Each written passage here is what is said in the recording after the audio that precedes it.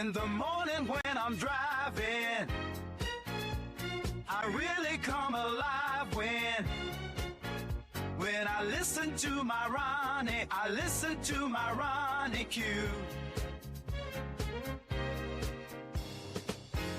They are rare and they are few who can compare with Ronnie Q. So grab a chair, she's coming through. She's on the air, it's time for Ronnie Q.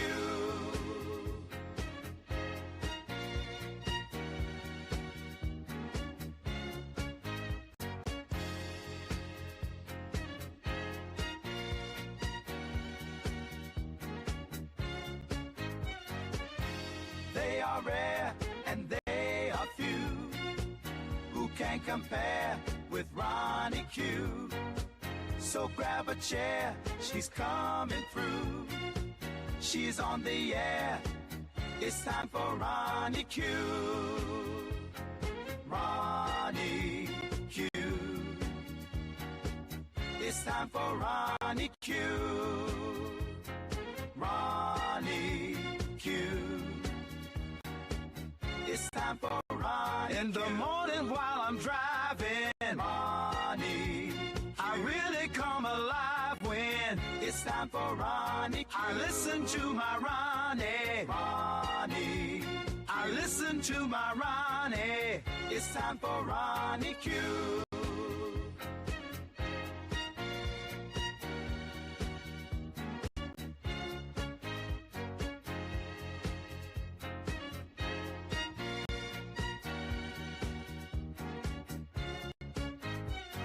Take a seat and go meet Ronnie. Sweet, sweet, sweet, sweet Ronnie. No day complete without my Ronnie. She can't be beat. Sweet, sweet Ronnie.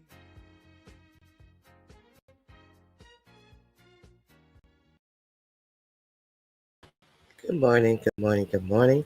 Grand rising to you all. Good afternoon to some of you. I hope you're having a wonderful day. Let me see. I do have a couple of people in here. One person in particular who is, hey Max, what's going on, Max? Hey, Gabrielle Libianos. Welcome, Gabrielle. Okay, now I have a couple of things that I want to cover today. A couple of things that will explain a little further why 4547 is up to distracting and acting as if Black cities and communities are so full of crime that he has to bring out the National Guard and actually the Army.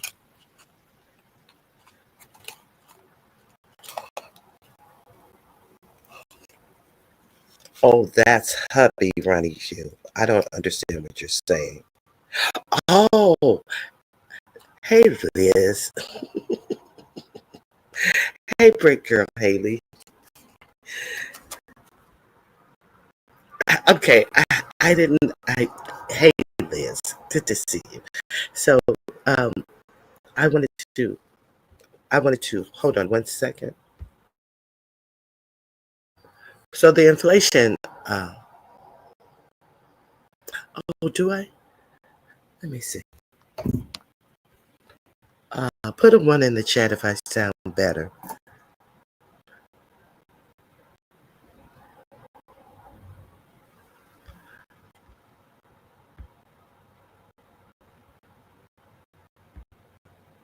You're in the library. Do I still sound choppy? I don't know what's going on. Let me know if I still sound choppy. I still sound choppy. I'm going to exit and I'm going to come back in. Give me 1 second.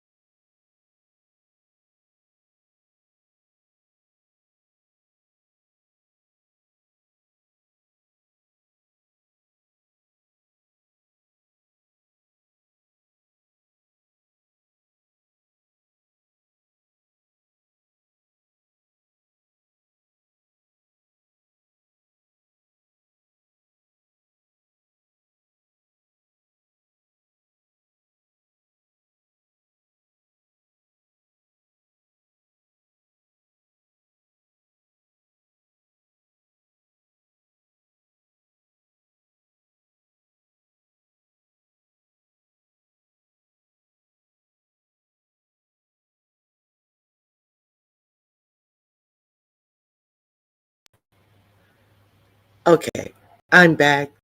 I hope that sounds better. Hey, Stomp Down, you don't work Stomp Down. You do not work Stomp Down. You may be at work, but I doubt if you do much of it. What's going on, sweetie? I'm nosy too. Max, this is a good quiet place to tell him why you need him. We're waiting. I need you to stop. I'm your private dancer, a dancer for money. Do what you a birthday. That's all I got. Oh, oh, that's all. I got the rest. Okay, okay. I don't know what she's talking about. So let them handle their little business. Okay, now if you guys we do know that all this is a distraction. Washington, D.C. is the only place that he can legally send the National Guard because they are not a state and therefore don't have a governor. We covered that. And James Comer, oh, goofy, I don't know how to hold quorum Comer whenever there's a Robert's Rules of Order motion put on the floor, somebody has to come. Said that he is going to support 4547 and putting the National Guard and military in other cities. So you're one person, and so you're speaking for your weak ass other congressmen. Yes. Oh, nasty piece of private dance.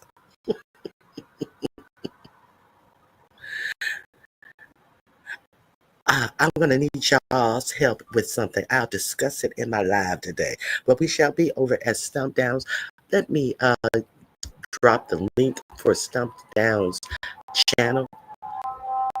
If you guys don't have it, it's always a good time over at Stump Downs.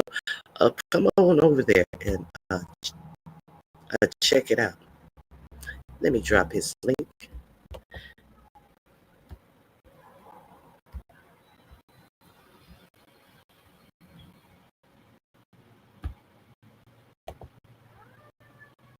Here is his link.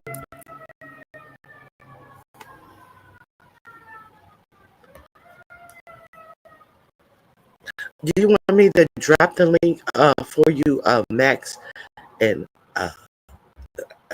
hey, Khaki, if you guys need it now, you can. No, I'm gonna stay out. Maybe I can do some back chatting with each other when Stomp Down comes on. How about that?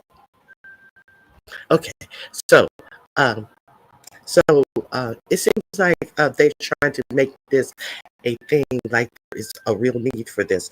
And Black people, I'm just telling you to be very wary of this. Now, the inflation numbers came out today, and you will be surprised that they are up at it. They went up. They're huge compared to what they were expected to be.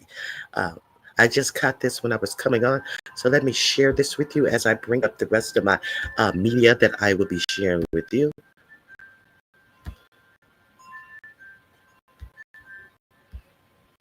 Take a gander at this, why don't you? Emergency 4547, inflation soars, markets crash.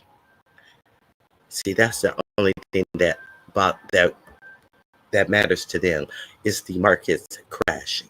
If he can do all of this song and dance and have them, it's the Mexicans' fault. It's the Latinos' fault. It's these Negroes' fault. Everything's fine. But once that market start crashing, he's in full panic. Welcome back. We have breaking news right now and a spike in the producer price level of inflation. Take a look. Markets are selling off here because the July PPI came in up 0.9%. Worse than the estimated up 0.2%. This is the headline number. It was expected up 0.2, came up 0.9%. Year over year, it is up 3.3% versus an estimate of up 2.5%. Now, when you look at core, it's also troubling because in the core PPI, it was up 0.9% versus an estimate of 0.2%. Year over year, the core up 3.7%, also higher than the estimated expectation, which was up 2.9%. These numbers have caused markets to drop. The Dow Industrial is down 105, the Nasdaq down 71, and the S&P 500 lower by 19. All right, folks, we have some breaking news. Donald Trump's tariffs are triggering a massive inflation spike. Inflation is skyrocketing to a 3-year high because of Donald Trump's tariffs. And as a consequence, the market is crashing. And MAGA Fox News hosts like Maria Bartiromo are visibly dying inside as they have to report this news to the American people. But before we unpack all that, if you end up liking this video and you want to support the channel, please be sure to hit the like, subscribe, and alert bells before you go. All right, friends, we are starting to see increasing effects of Trump's tariffs on consumer prices. Again, much of this was predictable, perhaps not the exact timeline, given that Trump threatened tariffs, then walked them back, and threatened some here, walked them back, made an exception here. But what is incontrovertible is that consumer prices are rising because of Donald Trump's tariffs. We've had evidence of that. Now we have more of it, and it's pretty bad news. Here's another short clip I want to show you from CNBC. We're a couple seconds away, folks, from our July release of the Producer Price Index. Headline number is whoppingly big. Oh, my goodness. Up 0.9%. Up 0.9. And if you strip out food and energy, guess what? It's still up 0.9. Boy, that equals June of 22. You're to March of 22 on the headline to find a bigger number. So understand this. The same MAGA Republicans who blamed President Biden for inflation on Biden's watch, you have to go back to the height of inflation on Biden's watch to find a bigger number than this. Okay?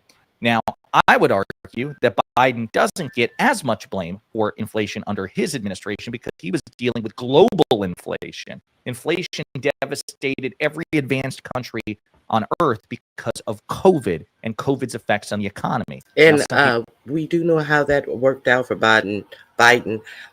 Whatever you say about Biden, they said that the Biden economy was the best economy because there was global inflation after COVID, and that Biden had the stellar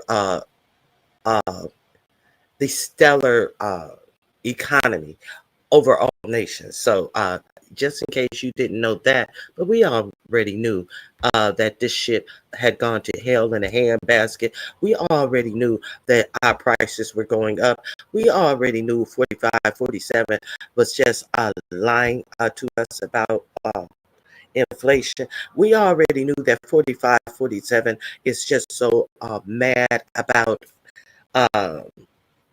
Jerome Powell, the Fed chair, because he cannot fire him. He cannot do like he did with the person who gave the job numbers that were abysmal and just fire them and put someone from Project 2025 in the position who says that they will not, maybe they will not even give the jobs numbers out monthly. Maybe they'll give the jobs numbers out quarterly after they figure out how they're going to calculate the jobs. You calculate the jobs by counting. It's called math. It's one job created, one job you count. They're trying to figure out a way to calculate the jobs numbers. And how long have the jobs numbers been calculated and put out before the public? But all of a sudden now that someone in Project 2025 is, I don't know what's wrong with, let me see. Is that better? Is that better? Is that better, Khaki? Hey, Khaki. But now all of a sudden that someone over Project 25 is responsible for counting the jobs numbers and that they're abysmal. They have to figure out a new way to calculate the jobs. I'm talking a little more now. I know a little. I don't know. I have no idea. I have no idea what's wrong. Okay, I have no idea what's wrong. Uh, I left and I came back in. It went back to being still cracking. Huh. Let me see something. Let me adjust my settings. Edit mic settings. Is that any better? I hope that's a little bit better. What do you say? What do you say? What do you say? What do you say? What do you say? What do you say? Is that any better? Okay, all I see is it went back. Check your connections. I just checked that. Uh, is that any better, Liz? I did my mic settings. Am I too low? Not yet. Oh my God. Let me see. How about now? I've changed my mic settings once again. I changed my mic settings once again. I hope that this is better. I took off the echo cancellation. I keep talking, a tad better. Not yet, a tad better. But not yet for some, a tad better for others. I want to make sure it's cracking. The cracking's gone, but your sound is low. Okay, let me, okay. Okay, so maybe that fixed the hiccup. I hope that has hit.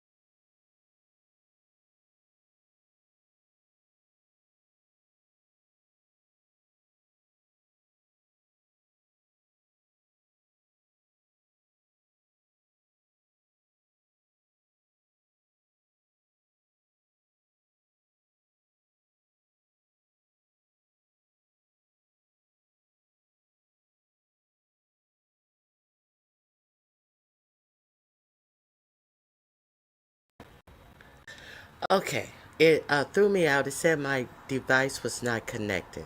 Okay, if my sound is good, let me know now.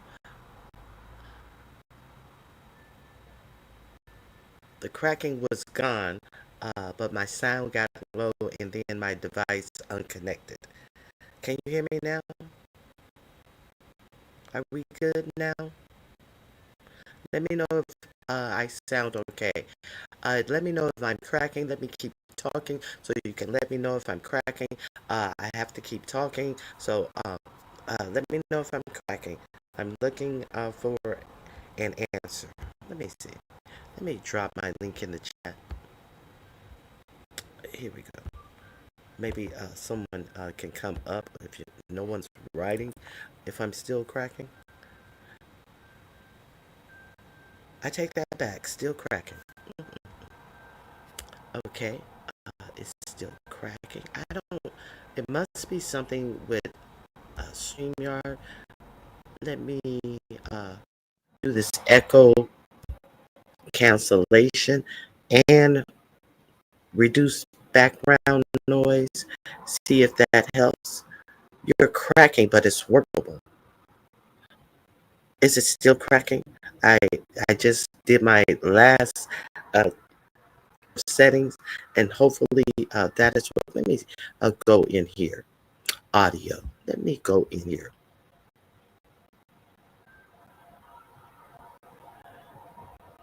Hmm.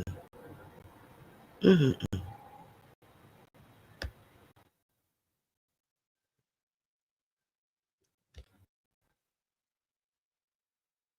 Okay. I hope that's better. Is that any better? Louder. Is that, am I louder or I need to be louder? Okay, let's carry on.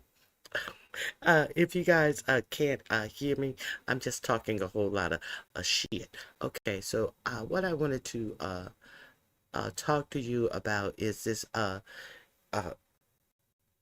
yo yo Leonard, yo, what up? What up?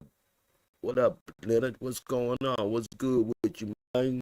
Okay, what I wanted to talk about is how now they're taking, you know how Benjamin Netanyahu is all masked off about uh about taking over Palestine, and not giving a damn about what happens to the Palestinian people. Now they're kind of pulling their mask off in here in the United States. So if you don't know now, you know.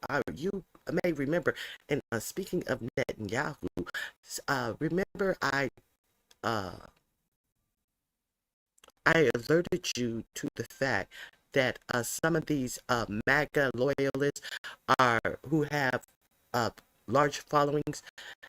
They are actually giving positions in the press briefings and introduced and by this Caroline Lyon, and then they ask stupid softball questions or leading questions. You know, just YouTubers, regular YouTubers, but they are allowed into the press briefings because they have large followings. So let me see.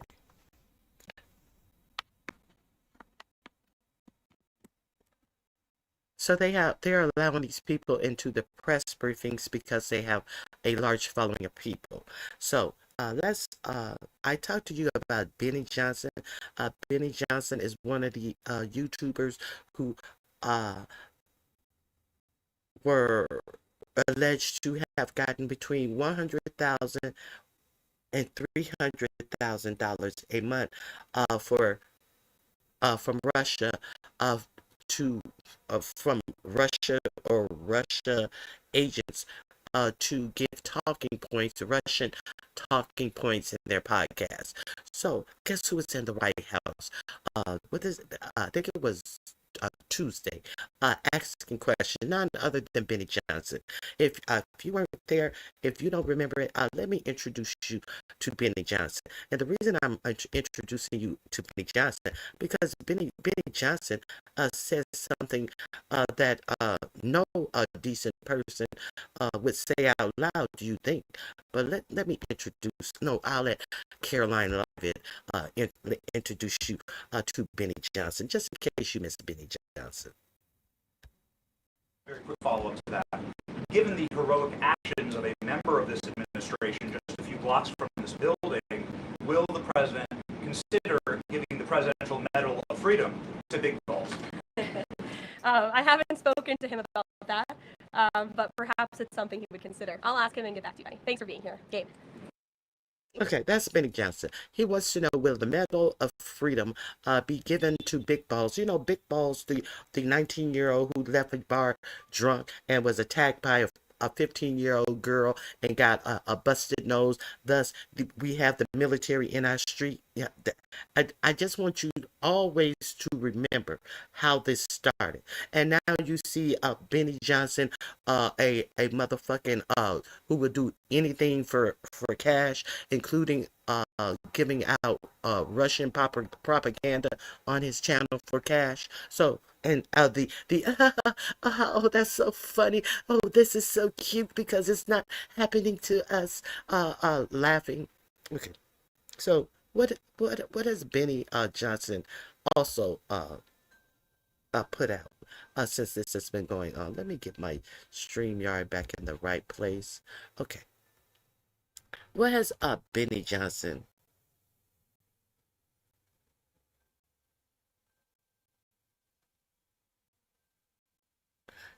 I don't know what the mic distortion is.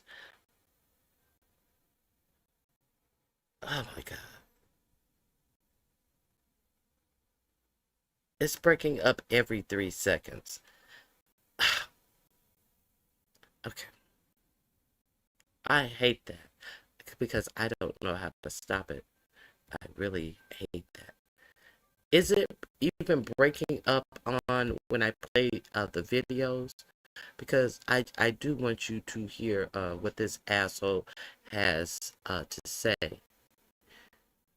Now, do you think they you think he's talking about everybody? Or do you think he's talking about the black people who make Chocolate City Chocolate City? See, you guys are making this racist uncomfortable. So something needs to be done with you, even if they tear parts of the city down and flatten parts of the city that you black people live in. Not flatten parts of the city and get you out of the city. You know, kind of like they're doing in Gaza. They are pushing the Palestinians out of their cities, out of their homes, and flattening all of Gaza. Kind of like that. I've showed you that. So he said that they should do the same things to you Negroes in D.C. You don't believe me? Let's listen. Let's listen to this overt racism saying that good places are not made for you black people. Who was talking about the beauty of Washington, D.C., that your ancestors created. All of the architecture in D.C. was created, the historical architecture, and some of the modern architecture has also been made by blacks. But that's not for you. That's only for whites to gaze their eyes upon and be proud about something that they had no hand in creating. Okay. Washington, D.C. must be swept clean. I believe entire neighborhoods probably need to be emptied, need to be bulldozed. Yesterday, Russian-paid propagandist Benny Johnson was in the new media feed, and I don't know if this came before or after his question in the White House press briefing room, probably before. But he is calling. One, he is a credible. It's a very gross to even say it, but in Republican circles, he's a credible source of information. It's propaganda, it's lies, it's distraction, which is identity politics. That's all it is. Except he's protecting the identity politics for his group, which is allegedly straight, but white men. White conservative men is who Benny Johnson wants to protect. And in doing so, he feels that if he's going to protect straight white men, that he has to destroy others. And he's calling for not just the displacement of black Americans, residents, citizens of this country, residents of Washington, D.C., not just the displacement, but ethnic cleansing of these folks. This is not just white supremacy. This is dialed in, fine-tuned, anti-black propaganda from Benny Johnson. A lot of people aren't going to like to hear it. They don't like it when I talk about white supremacy. It's an alarmist. Not everything's racism. You're right. Not everything is racism. But you know what's racism?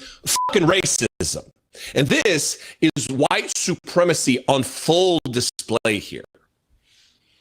This first clip is him setting the stage using not even very well-coded dog whistles. White supremacist dog whistles, talking about Western civilization, that we are the cradle of Western civilization, which is the buzzword used by Nazis in heritage, whites. This is what he's talking about. Watch this as he sets the clip. It's like 30 or 40 seconds, and then we'll move on into the rest of the lies, the hatred, and the bigotry. DC is a kill box. It is a death trap. It is a lawless hellscape, and it is a scar on the face of our national conscience. Because we as Americans deserve a capital city that is beautiful and safe, and that projects the power and the values of Western civilization. We do not deserve the crime-addled, narco-welfare hellscape that DC has become. President Trump is doing God's work by refederalizing DC. I mean, look, you got to hand it to a guy who packs in all the dog whistles. Okay, let's go forward. I go over and check out. I don't want to play all of his commentary. I will I'll let you hear what Benny Johnson is talking about, and I will go commentary. I'll go over to Jesse Dolomar show. This is the first link in my description box.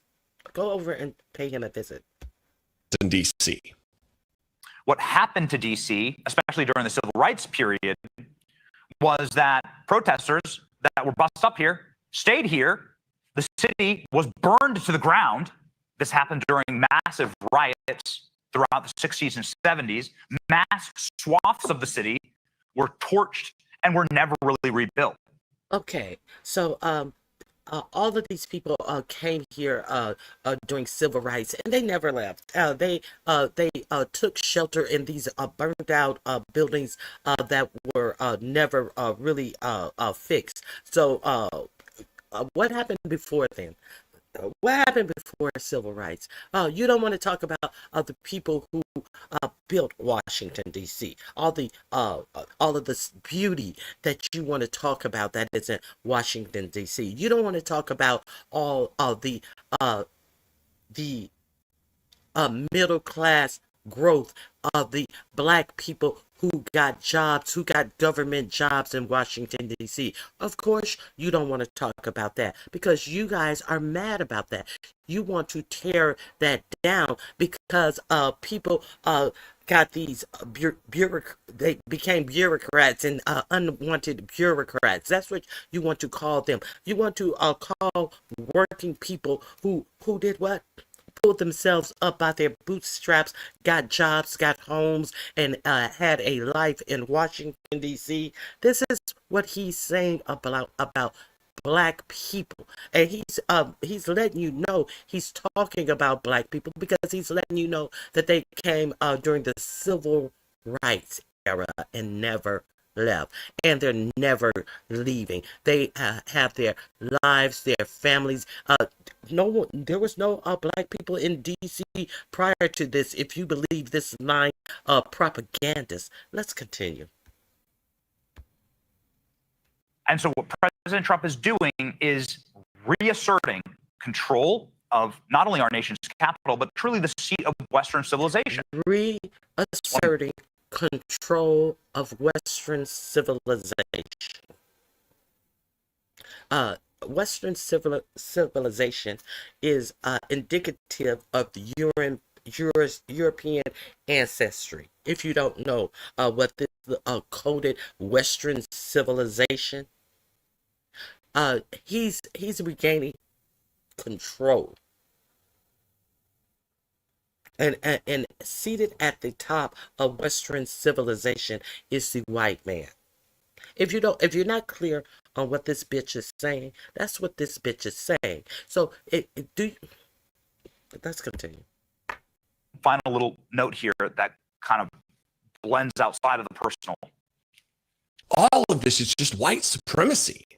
Protesters were bussed here and they just never left. He means Okay, I covered that. He has one more note that I want you to hear him speak out of his mouth. Washington, D.C.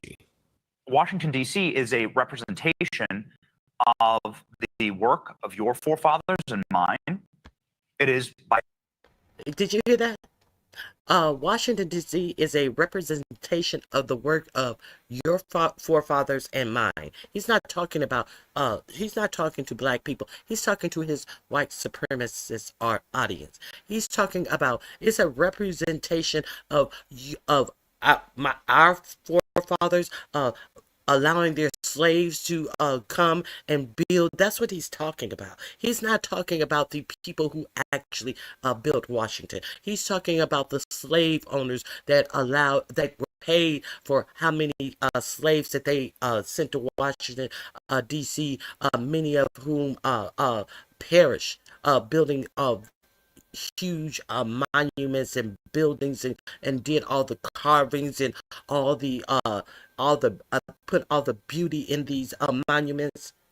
No, he's ignoring the black bodies that actually put this whole Washington D.C. together, this whole city together. No.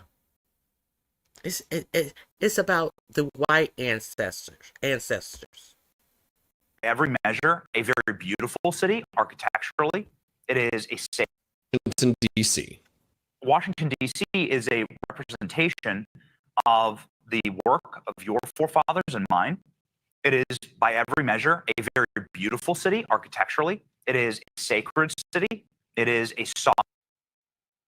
And he said that belongs to white people. All of that beauty that black hands and black bodies created in Washington, D.C. It's very beautiful architecturally, and we're not going to have niggers destroy this city. We're not going to have it. Now, how long has Benny Johnson been living in D.C.? Benny Johnson house, he gave a story about his house caught on fire and somebody had to go in and save his child, and people houses catch on fire all the time. So I don't know the backstory about this house fire that he had, that he's trying to imply, but he didn't explicitly say that it was due to any type of a crime from a black person or entity, but he did imply it. But he could not. If it happened, if that's how it happened, I would say that's how it happened. But to imply something more something something to imply something happened to your home was the cause of black crime in the city says a lot, because he doesn't say it outright, so you know he's lying. That's how you know he's lying, because he doesn't say it outright, he implies it. Sovereign place with the monuments to great men and women who've sacrificed far more than you or I. It is a sacred city. It is a sovereign place with the monuments to great men and women who've sacrificed far more than you or I could ever dream for this country. It must be preserved because the peoples of Earth come here by the millions per year in order to witness the success or failures of our systems. Now he's talking about the monuments of people who were greater than us. You know, those monuments. Now it's about the Confederate monuments that used to linger all throughout Washington, D.C. You notice he said nothing about the monuments to the soldiers. It's not about the soldiers, it's about the monuments of the people who were greater than us. I went to, what is that? where they have all those soldiers in position. Was it for the Korean War? I think it's the Korean War soldiers, and it's like I couldn't believe it. It is so like so real.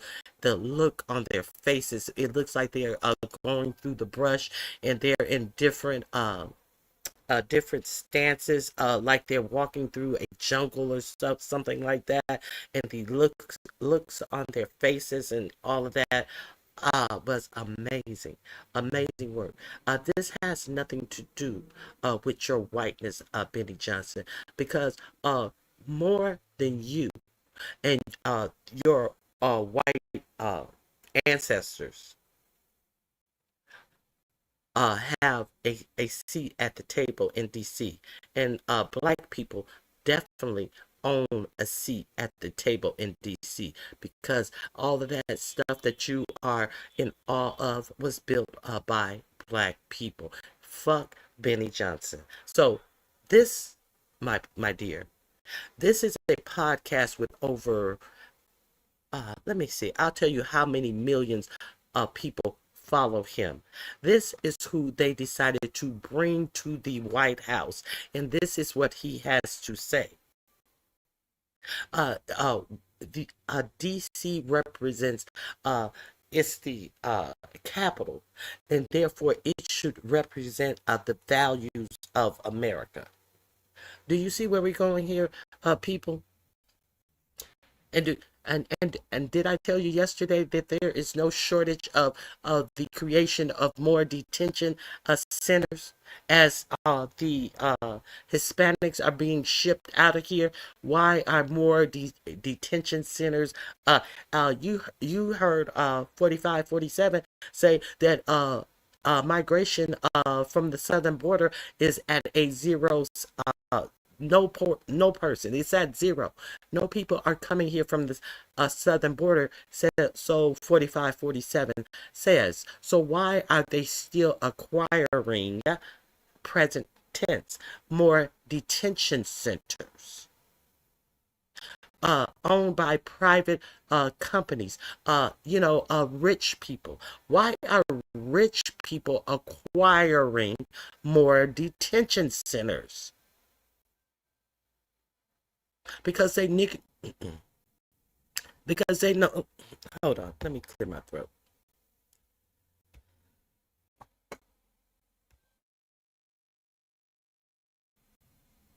They're acquiring more detention centers because they know dummies do dummy ass shit. They know that dummies don't pay attention and don't even know what's going on in the world around them, because they know that they can catch dummies on dummy missions talking about dummy ass shit and not understanding that they are coming for you. What do you think "Make America Great Again" means to them? And they really mean it this time. Let me let this fool finish talking his fool talk, as my mom used to always say. You talking fool talk. Millions per year in order to witness the success or failures of our systems. And if you are a proud patriot and you love this country and you wish for it to be reflected honorably to the peoples of Earth, then Washington, D.C. must be swept clean. I believe entire neighborhoods probably need to be emptied, need to be bulldozed. I believe that there are places that are so crime-ridden and so infested that you just need to, you're just going to have to crack down. You're going to have to do the job, and you're going to have to get the crime out of Washington. That's my personal experience. Don't believe the bullshit that you hear online from some reporters. Oh, crime's down in D.C. Well, okay, let's touch on this. This is not some. Hey, Miss Queenie, this is not. Hold on.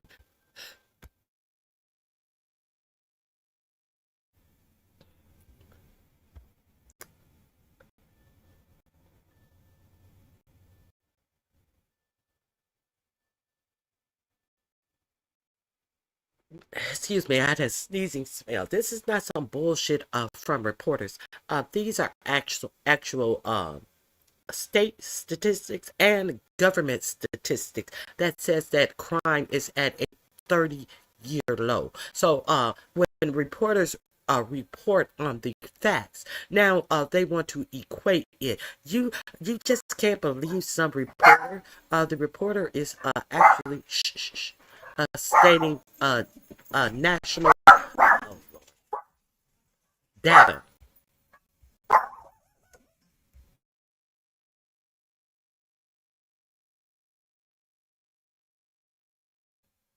The reporter is actually reporting actual data. So now to bring it down to, oh, you just can't believe some reporter. I can't with this dude. Me either. I don't believe anything 4547 says. Yes, was built by black slave. Okay, so let me wind this up. My infant nearly died in a drug to do the job, and you're going to have to get the crime out of Washington. That's my personal experience. Don't believe the bullshit that you hear online from some reporters. Oh, crime's down in D.C. Well, in a drug fire, after mass shootings. So no. Okay, let me tell you something about your experience. Your experience does not denote that everything has to change based on your one personal experience. If everyone had that belief, then where would we be? The Washington DC is not built or based upon your personal experience. And what was your child doing in a drug bin and a shootout and all of that? Where do you take your own personal responsibility in this situation that you're being so vague about, but blaming it on a drug den and shootout? And where's your personal responsibility? And who gives a fuck about your personal experience that you're saying that neighborhoods need to be emptied out and bulldozed down like they're doing in Gaza? And what they call that ethnic cleansing over in Gaza? Is that what you're calling for, Benny Johnson? So if you guys are not aware, he's standing in front of a monument most likely carved by a slave or a someone who a slave or a immigrant. He's standing right in front of one. This is who they have speaking in your face. The white supremacists of it all. Let's continue. DC is not safe, and I can tell you this as a matter of fact, it's imaginable. In that neighborhood that I would walk every single day, racial epithets were screamed at us, rocks were thrown at us because we were white people. This is So you believe that? So you believe that he was walking down the street every day, and the black people were racist. The black people didn't have no power, and didn't control housing, banking, and finance. So how are they racist? Because they would have to control all of that to actually have power over somebody. See, all of this racism, black people are racist, that they are trying to. He told you that black people are racist, but he is absolutely not a racist. As he says all of this racist shit and pretend to be, they are the racist ones. It's them. I'm saying that they should be all shooed out of Washington, D.C., and where they live should be bulldozed down. And after they bulldoze it down, what should they do? Should they then make a all-white city? Vanilla city? Should they just leave it bulldozed down? What are you saying? What are you saying? Let's continue. That's exactly what he's saying. this city is a sunken place, It is an unsafe place. I mean, if that's what happens to me, imagine what happens to somebody who's like visiting here from a foreign country. Right? It's totally and wholly unsafe. Okay, so we haven't heard this from visitors. You said that millions of people visit this city, and therefore they shouldn't have to look at these black people live their regular lives in the city. So obviously, if that happens to me, imagine what happens to other people. What happened to you? This vagueness happened to you? This bullshit that you're trying to all of a sudden you are a hostage in Washington D.C. All of a sudden your whole life experiences in D.C. has been so in fear of the danger of the black man. Bullshit. Scar on the face of our country, and it must be healed. And President Trump is going about that heavy work. So God bless the president. You know, it's really easy for these ghouls to talk like this, but they never follow through on what it would look like or what do we do with the people who are displaced. Washington, D.C. hoods probably, he couches it, probably need to be emptied, need to be bulldozed. Entire which neighborhoods, which ones, many? You know the city, you used to live here, right? You're an expert on what crime does and doesn't exist. You're an expert on the crime levels now, even though, for you, it's just it's a snapshot in time. Whatever the worst was, that's what it is now. Nothing ever changes. No, there's nothing's in flux whatsoever. Now, Mike Dolomore, he actually does live in D.C. right now. So go over there and check this video out. I want to see what did you guys know about this?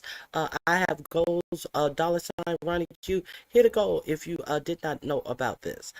Ms. Greeny, I'm sure Reese is all over this. He don't miss much. Their obsession with slavery or policing or stereotypes are showing. Racist of the week. I concur with Leonard. Reese already has this. I'll send it to him just in case. By the way, the highest crime rates is in New Mexico. Yes, it is in New Mexico. Okay, not DC or Chicago. Exactly.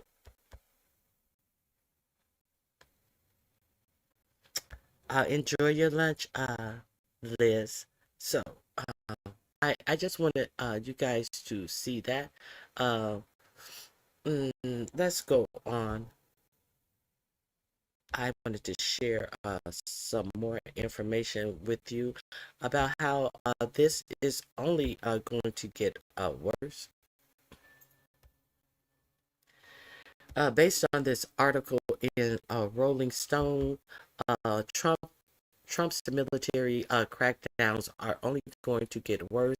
LA and DC are only the beginning as the president team has been drawing up plans to unleash federal forces and other Democrat strongholds.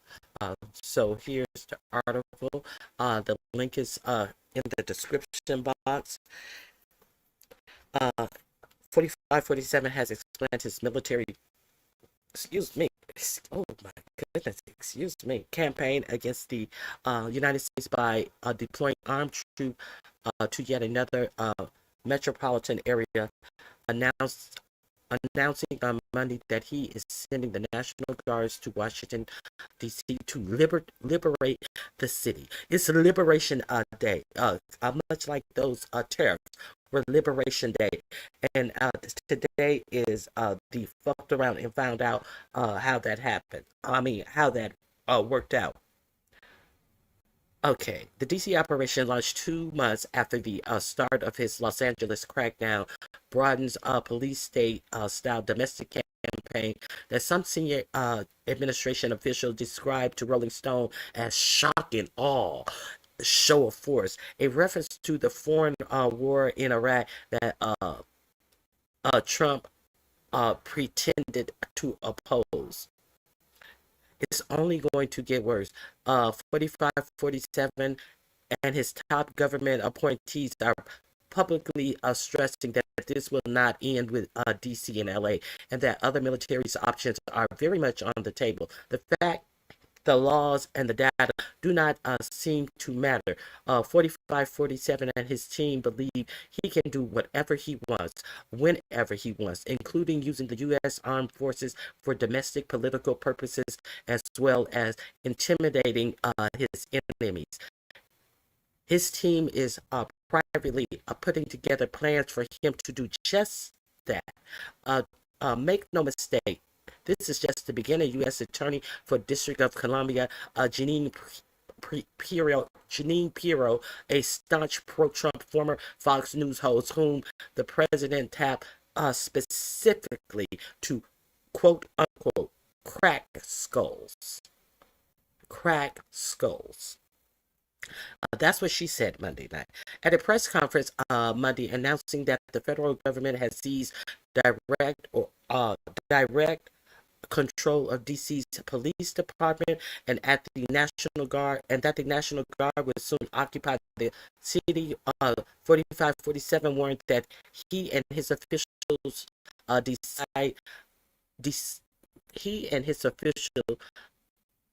decide they need to. He will deploy. If he and his officials decide that they need to, he will deploy military forces to other Democrat cities, Oakland, Baltimore, Illinois. Governor J.B. Pritzker, a Democrat whom 4547 attacked by name, compared Trump's use of the military to the Nazis tearing apart Germany constitutional republic, per the Chicago Tribune.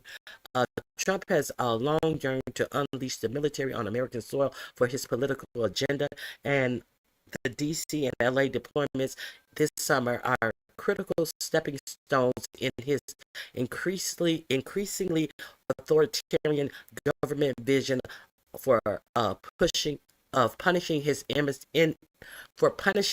enemies. Democratic area of the country, carrying out his brutal immigration agenda and making life hell for unhoused people. Okay, so who else is on the agenda? The homeless, the poor. So instead of inventing or creating or using some of all of these money that is pouring in from the tariff to tackle this homeless situation, there is no solution for this homeless situation that he noticed. The only solution, he said, that the homeless have to get off the streets in DC. And what did they say they would do to the homeless? They claim that they're of everybody who has been sent on these streets. I didn't hear of any social workers. I didn't hear of any type of case managers or anything are being sent on the street. All I heard was different aspects of law enforcement. They said they would give these homeless people an opportunity to go to rehab, to go to a mental facility, or go to jail. Okay, that's what they're, or to a shelter, So this is the idea with a city that has all these visitors, so many million visitors, and they come to see and this and that, and it's cracking our foundation as we fire people who we want to call bureaucrats, and we try to make working class people homeless because they're blacks, and they shouldn't have jobs, and they shouldn't be able to live a decent life with jobs, with security, and with retirements, and all of this, and unions where they can't get fired. How dare you give these types of jobs to black people? They're supposed to be suffering. It's too many of us white people out here suffering. Are you crazy? Anyway, okay, and the unhoused homeless encampments from all over the park, and that the unhoused will not be allowed to turn our capital into a wasteland for the world to see. Out of sight is out of mind. Just get out of my face, and we're gonna pretend like you don't exist. Okay. They can be they can look like wasteland anywhere else in the United States, because we're not addressing the actual root of the problem of homelessness. Shit, we want some of these black people in DC to be homeless. Do you get what I'm putting down? Okay, so where else? One of his biggest regrets from his first term in the Oval Office, according to a former and current senior 45-47 advisor, is that he didn't use the military forces and other federal assets to crack down harder than he ultimately did in December of 2020 as the COVID pandemic raged and as a racial justice protest spread throughout the country. One of the president's big ideas was to shoot Black Lives Matter protests near the White House. One reason this didn't happen is that his Secretary of Defense at the time was not in love with the idea. So he already had the idea. I've already played it for you many times.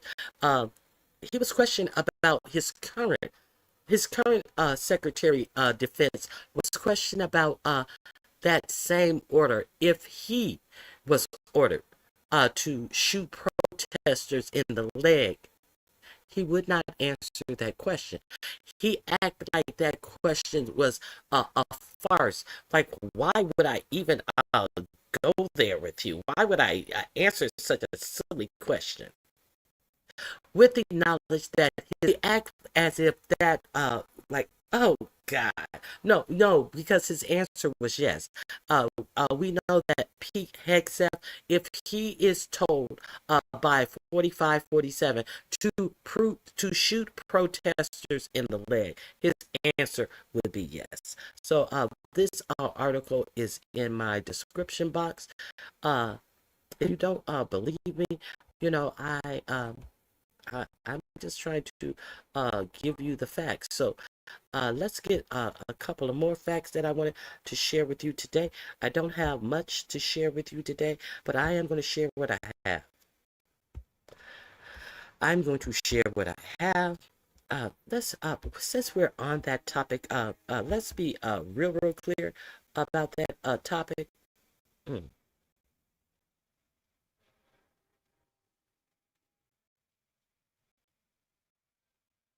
Let me see.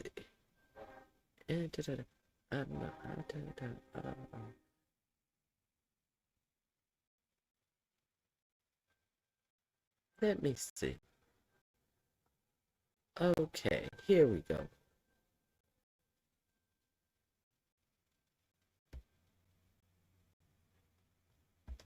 If you don't believe me, just watch. Doom, doom, doom. Let me pull up that information. And you can check it out with your own eyes.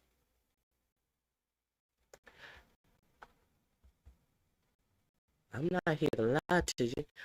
I'm just here to let you know that it will only get worse. This is under police state. It will only get worse. So let me share. Let me share this with you right quick. Once again, here is Pete Hegseth being questioned at his confirmation hearing. Hegseth refuses to say he wouldn't shoot protesters. Okay, let's listen. Then President Trump directed former Secretary of Defense Mark Esper to shoot protesters in the legs in downtown D.C., an order Secretary Esper refused to comply with. Would you carry out such an order from President Trump? Senator, I was in the Washington, D.C. National Guard unit that was in Lafayette Square during those Would you events, carry holding out a an riot order to shield on shoot behalf of my protesters country. in the legs? I saw 50 as Secret directed Service agents to get injured by Secretary Esper? rioters trying to jump over the fence, set Again, a church on fire, and destroy You know a what? That statue. sounds to me that you will Chaos. comply with such an order. You will shoot protesters in the leg. In June of 2020, then President Trump directed former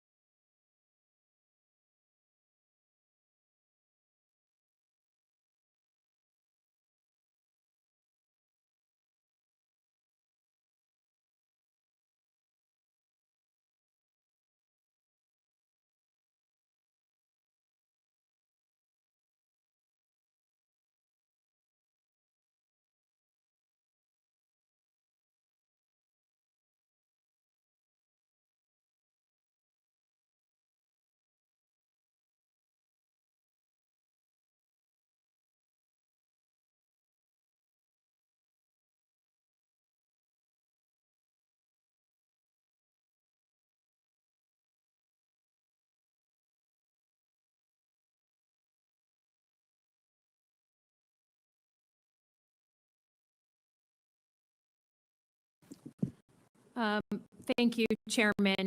Mr. Secretary, I said in your hearing, when you had your confirmation hearing, that my biggest concern with you at the helm was the potential use of the military in ways that contradict the Constitution or that taint what I hope we all want, which is an apolitical military. And when I asked you about whether you would accept an order that was actually given to your predecessor, Secretary Esper, Trump's SecDef, in Secretary Esper's words, shoot at them, shoot at their legs. You said this was all theoretical. Here we are, a few months later, you've deployed 4,700 troops to Los Angeles and against the wishes of the governor. And my colleague across the aisle was right. It is the first time since 1965 that we have deployed Guard troops without the permission of the governor. In all the instances he laid out, the president had sent in the military to protect protesters, not against the protesters. So you may dismiss it, but I feel like this is a fundamental issue of American democracy.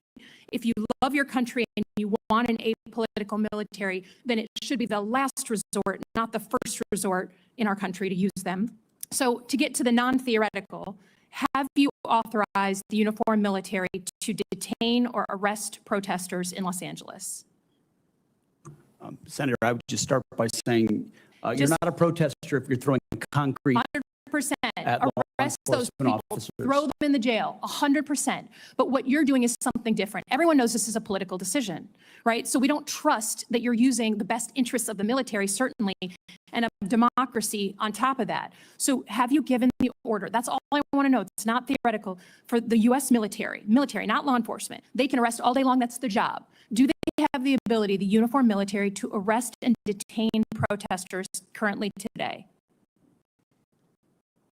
It's a yes or no thing, authority. It's sort of amusing the extent to which the speculation is out there. These troops are given very clear orders. Then what is the order? Then list it out for us. Be a man, list it out. Did you authorize them to detain or arrest? That is a fundamental issue of democracy. I'm not trying to be a snot here. I'm just trying to get the actual, did you authorize them to do that? All of these orders and what they're sent there to do are public. Okay, so say it. So say it. Yes or no? I'd like to. Please, yes or no? As I've said time and time again through interruption, they're there to protect law enforcement. Do they have ICE the ability officers to arrest? who are trying to do their job, Okay. deporting illegals who were allowed in by the previous So administration. they cannot arrest and detain citizens of the United States, the uniformed military. As is we've that right? stated, if necessary, in their own self-defense, They could temporarily Okay. detain and Have hand you- over to ICE, but have there's you no given- arresting going have on. you- And you know this better Have than you you're trying to play authorized the political U.S. games. military There's to no use arresting cyber of U.S. tools personnel. of the U.S. military against members of the protest? Have you authorized U.S. military cyber tools to We're to believe that she is someone who's playing political game. When him taking 15 minutes to answer a yes or no question which he had never answered. She's playing political games.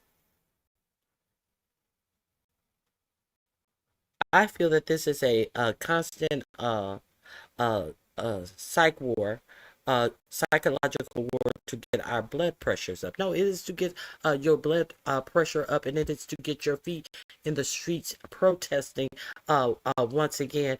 Now that he has eased the military into the streets for allegedly the people attacking ICE agents, and now allegedly for the uncontrolled crime in DC. They want you to protest. This is what they want. It is in Project 2025. This is what they want, because they have already prepared for your protest and it says in Project 2025 that they will sic our United States military on the protesters. So don't try to figure it out. It has already been written out. Like Nas said, it was written. It has already been written out. Okay, let's continue. I wanted to make sure you saw that. Now, Mehdi Hassan got somebody so pissed off by Mehdi, who did that Jubilee thing with all of these young white voters who told him that they wanted him out of the country and that he wasn't an American and all of this stuff. One who laughed and giggled about, oh yeah, I am a fascist. I am a fascist. Okay, so let's look at Mehdi Hassan. He does an interview on News Nation, and he just stated the simple facts that 4547 himself recently said that the crime was low in DC. Now,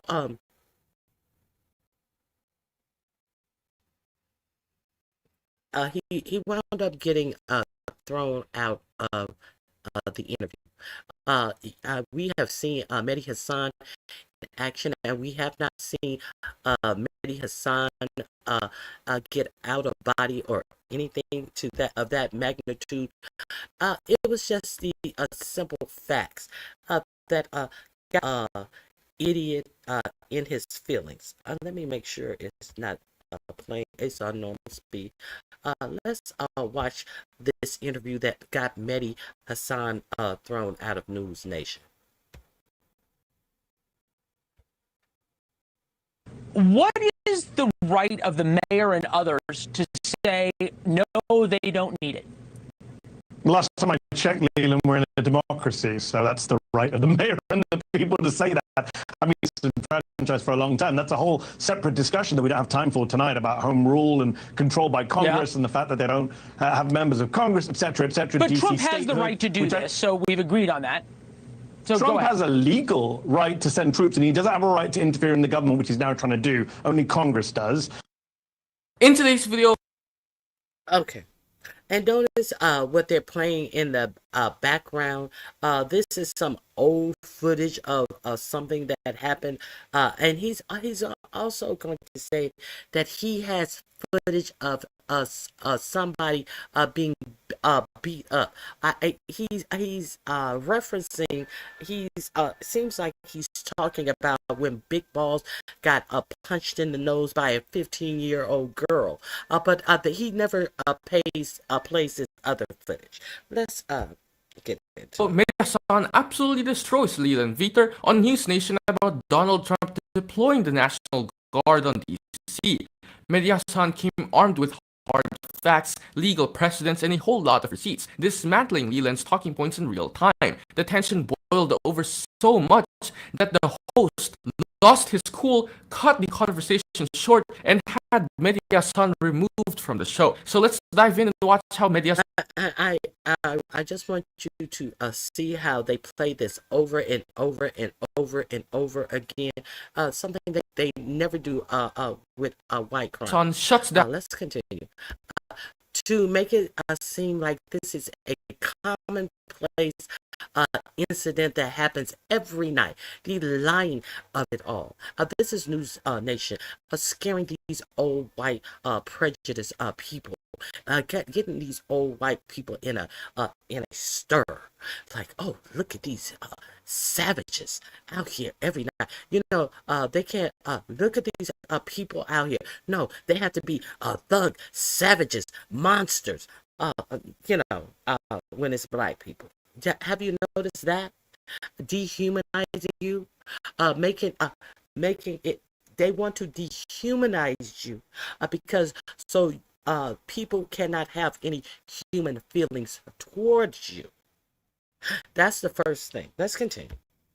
Leland Viter on News Nation. But, you know, let's just take this one by one. Statistics that you don't like.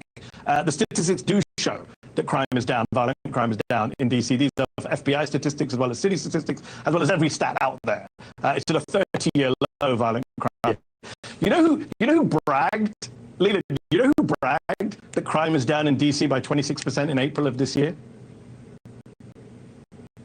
I'm sure you're going to say Trump did, but I have no idea.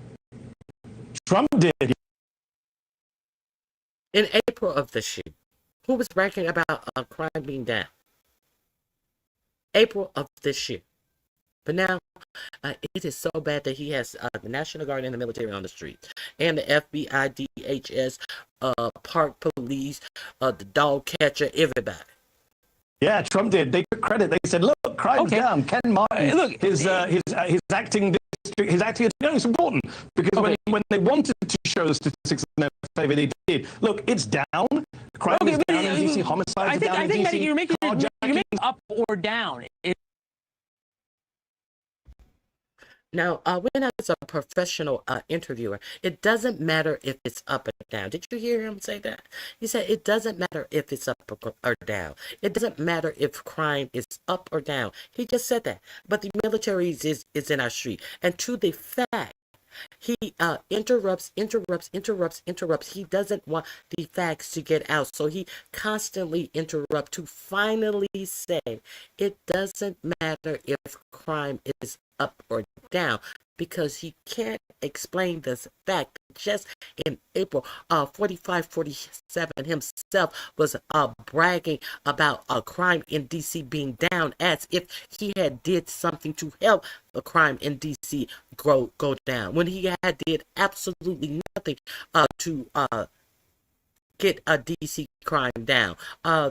Whatever was happening in DC, whatever the police officers was doing, the district attorney and all of them were doing in crime in DC, was the reason why crime was going down. And now all of a sudden, just to prevent Mehdi Hasan from stating the fact, it doesn't matter if it is up or down. We know it doesn't matter if it was up or down, because it is all about theatrics and putting on a show. Let's go back.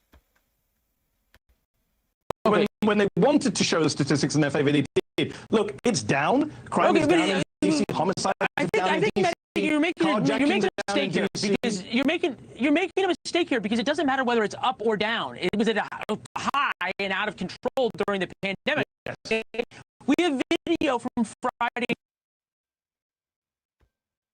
Whether it was up or down is irrelevant. Isn't this why? Isn't this the whole point of all of this that's going on? But now it's irrelevant if the crime is up or down. It's about who commits the crime. So we're going to ignore all crime that is committed by white people, but we're going to act like any crime that's committed by people of color deserves the actual military and National Guard put on them. to crack skulls, as 4547 said. And you're not concerned, and all of these detention centers, private for-profit detention centers, you're not concerned with who's going to fill them. Let's continue. Night where a mob of kids took over a store and looted it. We have video from about a week ago where they beat up this mob of 15-year-olds were carjacking somebody, beat somebody up, almost killed them. What about their right? Sir, where's that video? That sounds like the big ball, a mob of 15-year-olds almost killed him. We have video. Where's the video, bitch? Where is that video, bitch? Because we cannot take your word for having this video of something that you're describing as that Doge beat up that Doge person getting hit in the nose. And I also want to know where's your video and where's your complaint about that 19-year-old Doge guy leaving a bar when it drunk and when it is illegal for him to even be in a bar being served until he's 21. See, where is your complaint about the crime that you people commit? Let's continue. I'm still trying to understand why, if you're a law-abiding citizen, overt racism that is sitting on top of the world, that can go into the offices of people who have been working their jobs 20, 30 years, some of them, and demand that they leave their workplaces now and tell them that they're fired. Do you think that this Doge kid is a cocky? Do you think he's a little cocky? Huh? Do you think he's a little cocky? And do you think that he was out there in the streets drunk with his cocky ass, and the way he has been able to treat adults who have worked in their businesses for years and treat them like trash? Do you think that he was walking around DC not being cocky and got cocky with the wrong motherfucker, a 15-year-old, and got punched in his motherfucking face? Do you think that could be what happened to this Doge kid? Where are these kids who punched him in the face? I want to talk to them. Where is the attorneys who are all of these highbrow attorneys? How come their story is not out here about what happened that night? And 2 nights later, no, the next night, not 2 nights later, the next night, 140 FBI agents are patrolling, doing street patrols in Washington, D.C. The next night. And then the night after that, our National Guard is being on the streets in D.C. See, I need to talk to these 15-year-olds that 2 of them who are allegedly arrested. Well, one 15-year-old girl punched. See, this, you got to realize, where's the catalyst behind this? Where are these people? Where is the other side of the story? We're supposed to take one side of the story as we have the full force of our military on the streets and every other agency. And where are the people who are making sure that there are no terrorist attacks going on? Where is the competent FBI agents that we have a mongoose as the head of the agency, a kiss ass who during the announcement that they were putting FBI agents in and the National Guard on the street, who is so obtuse that he went to the podium and told you how down crime was. He couldn't even stick to the story of why he was there. He actually told you the truth that crime was at historic lows. At the presser, where they were announcing that crime was so bad they had to put all of this military force on the street. The head of the FBI said crime is at an all-time low, and it's thanks to these people behind me who has done nothing to prevent crime. I'm repeating myself, but I need people to understand this. More police is a bad idea. But it's not more police, right? It's the National Guard. 5 more police. Did you know that the Trump administration just cut $20 million in security funding to D.C., which is weird because apparently crime is just cut $20 million in security funding. But it's so out of control. Now, you can't have it both ways. See, these are some facts. No matter whether it's up or down, it does. Some of us believe in truth and facts. When you say, but it's not more police, right? It's the National Guard. Fire more police. Did you know that the Trump administration just cut $20 million in security funding to D.C., which is weird because apparently crime is out of control. When you say it doesn't matter whether it's up or down, it does. Crime should be stopped. But this is not the solution. Are you planning or is... So what did he have to say when he said, do you know that Trump just cut $20 million in security patrol? You see him roll his eyes.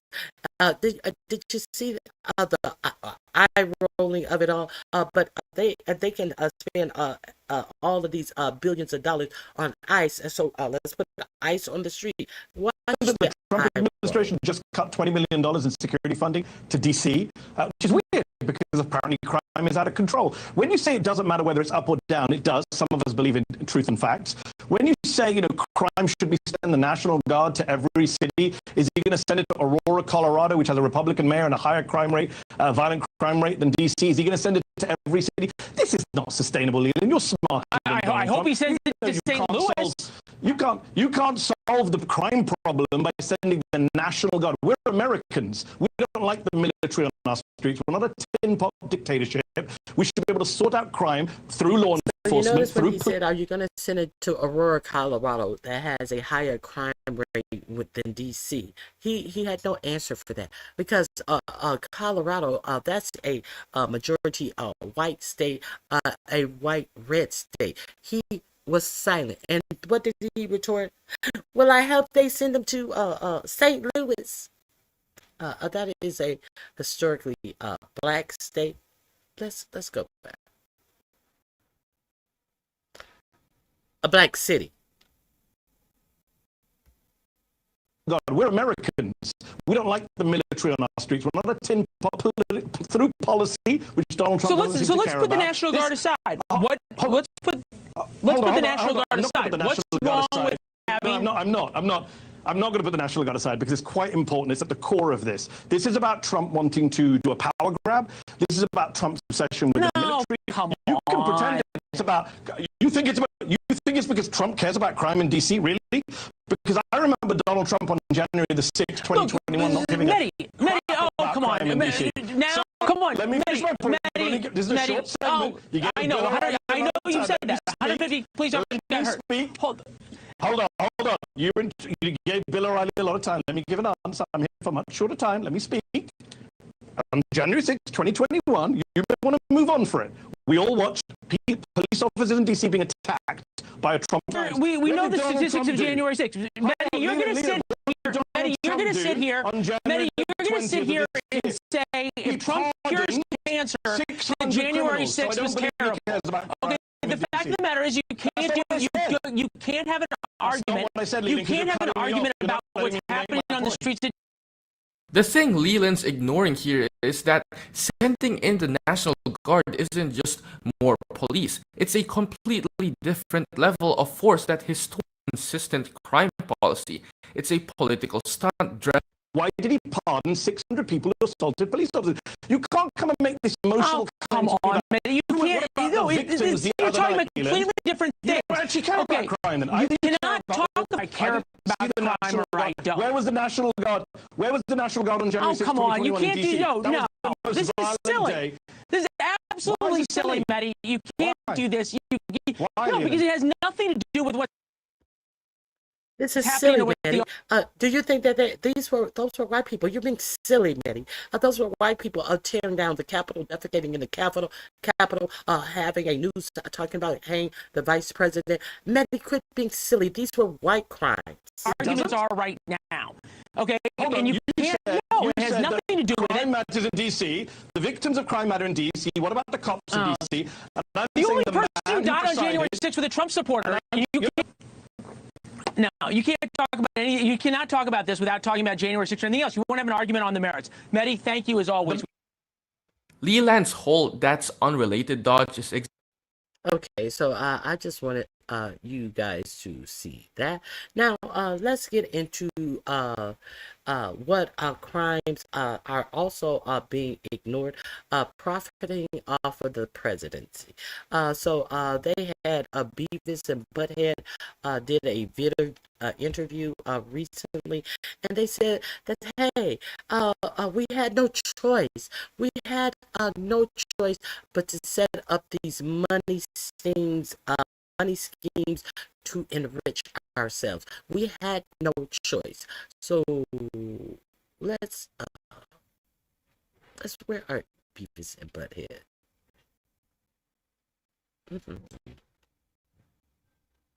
I think it's here.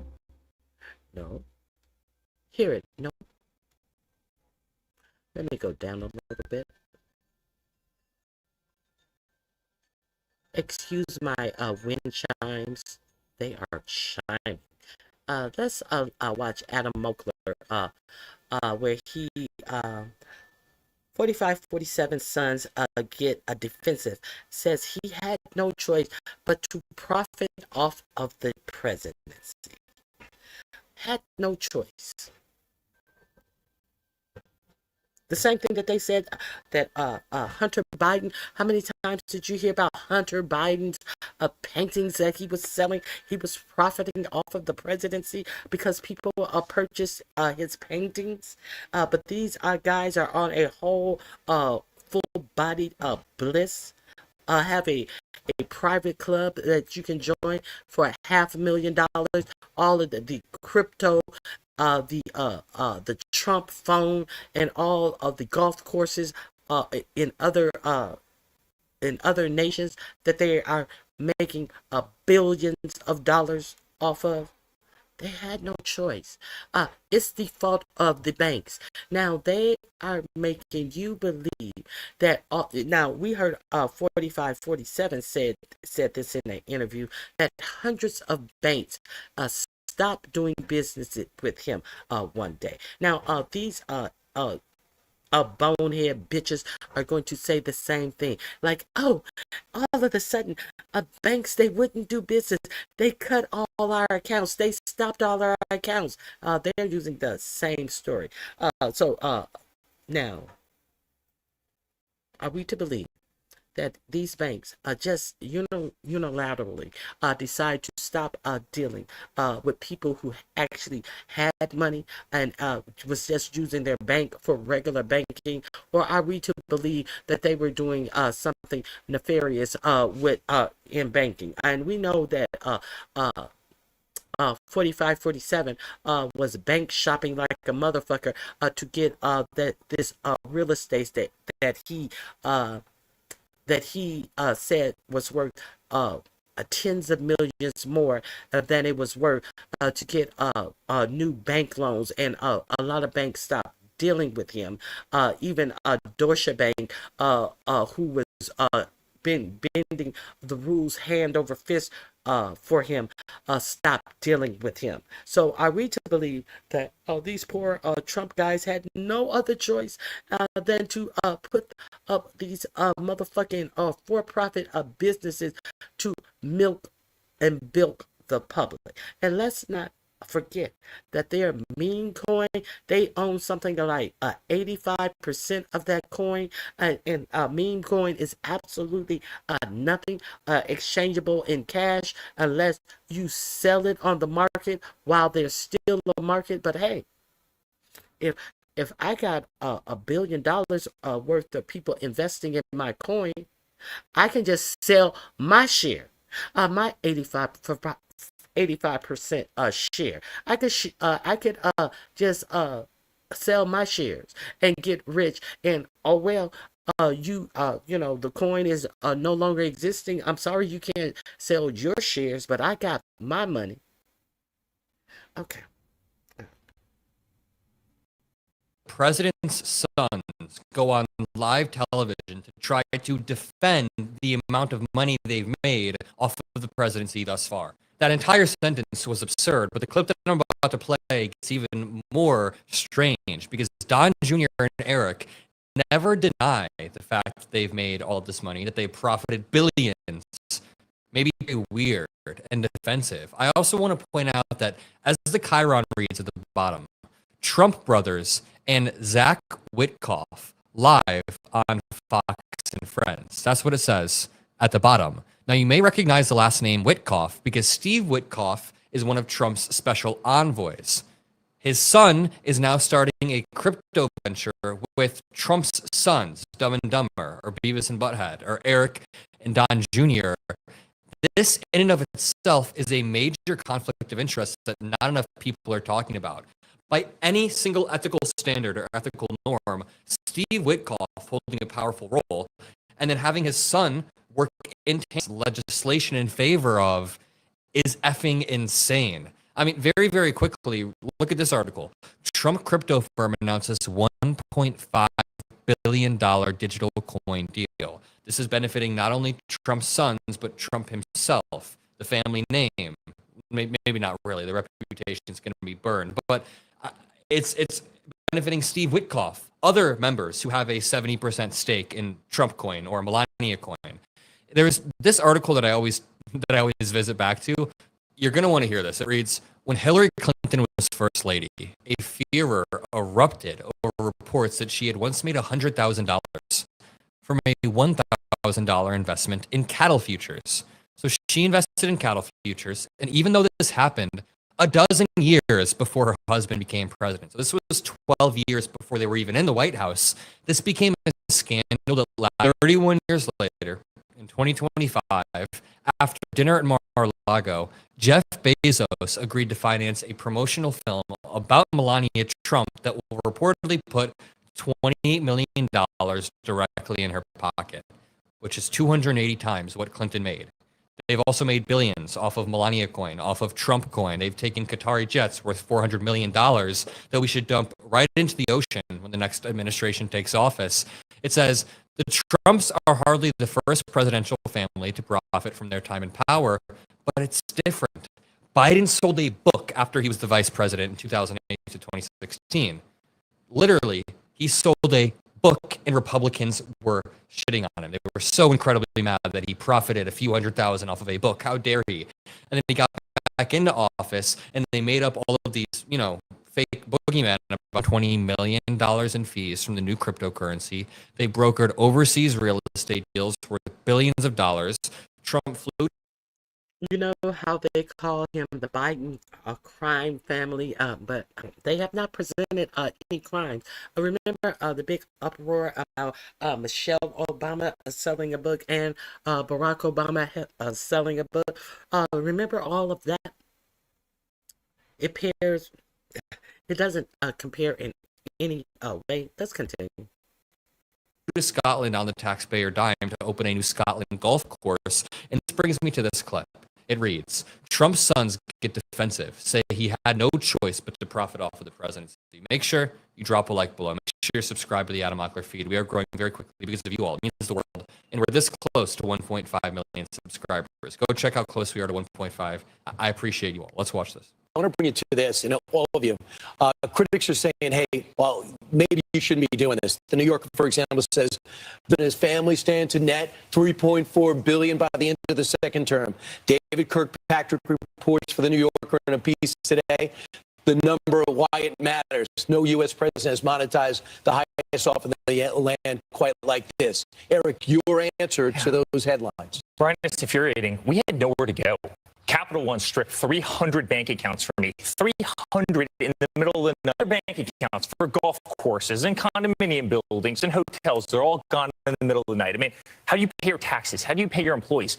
This happened across the board. It happened with J.P. Morgan Chase. It happened with Bank of America. It happened with First Republic. And this wasn't just happening to the Trumps, people with a lot of zeros on the end. This was happening to conservatives all over the country. It was happening because they were conservative.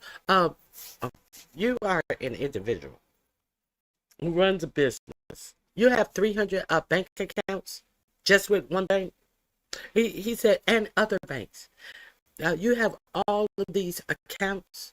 You're sitting up here as a business owner, part of a family business. You have 300 bank accounts. And they all was taken because you were Republicans, and not just you, other people with lots of zeros in their account. But are they out here talking about it? Why are these accounts taken? Because you're Republicans bullshit. No. That's not why they took your bank account. We didn't have a damn choice. I don't notice them talking about the hundreds of millions of dollars we had to spend fighting lawfare. That doesn't matter, right? That was all nonsense, right? Russia, infinity. No one talks about that. They weaponized the entire Trump. What do you have to do with Russia? Why would they be talking about you spending money to defend Russia? Why would you have to pay the attorney fees for that? You weren't even in the administration, so why are you talking about attorney fees for the shit that happened to defend yourselves? Russia. Is that the only? Were those? What attorney fees did you incur behind Russia? That was an investigation. So how did you incur attorney fees by that for that? What cases did you have to fight because of that investigation? But what about all the real cases that your father had to fight? So why does that have to do with your 300 bank accounts? Bullshit. All of the they say these words. All they have to say is Russia, and it explains everything. Bitch, bye. infinity. No one talks about that. They weaponize the entire. Trump talks about that all the time. Trump never stops talking about that. Look how I paused on his face. That's kind of funny. But let me just tell you, before I finish this very quickly, they're just straight up lying. The Parasite class on Twitter says, what Donald Trump Jr. and Eric Trump won't tell you is the reason the banks gave them for closing their accounts. They said they don't close accounts for political reasons, which includes money laundering and tax evasion. Now, that is not confirming that they've done that, but the reason that they gave, there are articles about this, the reason that they gave was not political. They said, you guys are very, very high risk of committing some sort of money laundering or some sort of tax evasion. So there are a few facts that I just want to lay out before I continue this video. They were not locked out for political reasons. They were locked out because the level of corruption pouring out of the Trump presidency in his first term and now is unprecedented in modern American history. All right, to continue. Higher full force of United States government against our family. And unlike others, Trump was the only guy that was actually a businessman before that. Are we supposed to stop running our businesses? Are we supposed to stop doing anything? He's not involved in these. Are we supposed to stop taking $400 million jets from Qatar? Are we supposed to stop profiting off of ticker sign Trump coin, a random shit coin that Trump and his allies hold 70% of? They hold 70% of it, and they could liquidate it at any moment, therefore rug pulling the millions of people that have, joined across the world for no reason, rug pulling them, making billions of dollars. They've already made hundreds of millions in fees because there's a fee when you buy it, and they collect that fee. It's all corrupt. Watch Eric Trump getting fact-checked on Fox Business. And I look at the 401ks and I see how much they've gone up. And I'm glad I look at inflation, see how much it's gone down. I'm glad interest rates are going to come down. I mean, we're getting our country back. We were in a dark spot. You know this better than anybody. You cover the markets every single day. And well, let me just be clear. Under Biden in the last year, the S&P had 56 record highs. But that said, It did. The S&P once a week, 56 record highs. It was hitting a new high every single week. And the reason is because the economy was recovering. Biden had a steady hand. Donald Trump tanked the stock market on Liberation Day, and the stock market did not go back up until he announced that he was backing off. And let's not forget the inflation numbers that they received today. So if Eric Trump was so concerned about the inflation, he should be under a doctor's care this morning. Let's continue.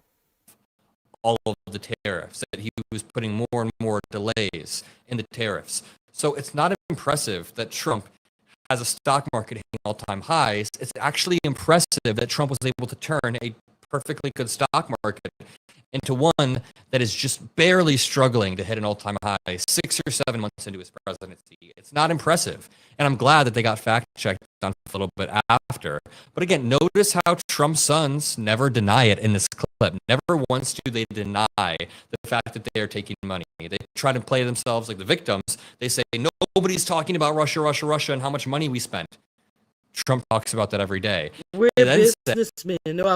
No, he is supposed to divest from his business, which he did not do this time around. So he was supposed to put his business holdings in a private. He was supposed to divest from his business. I don't know. You can do it several different ways, but he never divested from his business at all. And the press never hammered him for that. So Adam Mockler, he's in my description box if you want to check that out. But now I want to talk about these detention centers. Now, there was a vote somewhere in West Tennessee about a private detention center that they wanted to put on, that they wanted to get a contract with ICE for. Okay, so ICE is flush with our tax dollars, and the rich people who own these jails, detention centers, who built jails on the promise that they were going to bring the prison system to certain cities that have fallen through, and they sitting up here with empty jails. They have a new lease on life since ICE is still acquiring detention centers as they are shrinking the number of aliens who are here illegally. So undocumented immigrants that are here. So why are they still acquiring these facilities? Now, they had one in Tennessee. They had a vote. They had a meeting about acquiring a private facility in Tennessee, and there were people outside protesting. There were people inside protesting. The company that hold on one second. The company that was over the facility was there, but it was something real strange. It was in an old firehouse, they said, and it had people in there, but they had these, those big industrial fans. They had those fans on, and they had a microphone where the people could not hear what was being presented over the fans. However, this reporter, he stayed, and he stayed for the vote and everything, and it was said that it was voted down. So that means no, right? That means they cannot build their detention center. No means no, right? Doesn't no mean no? But then all of a sudden, there came stories that they had actually voted yes. And then all of a sudden, the mayor said that, he didn't hear all of the votes, and he didn't catch on, and he couldn't hear everybody. So you did a presentation where you said you presented something, but all of a sudden, conveniently to the vote, you couldn't hear. So what's going on in Tennessee? So now it is said that detention center was voted in. When the people left, they were told that the detention center was not voted in. Let me get to this story. Let me get to this story.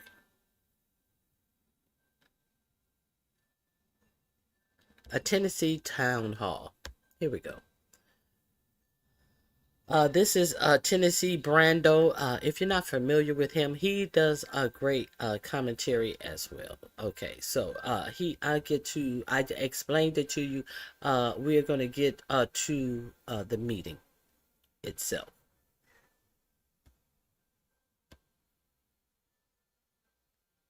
They're trying to get their message out there.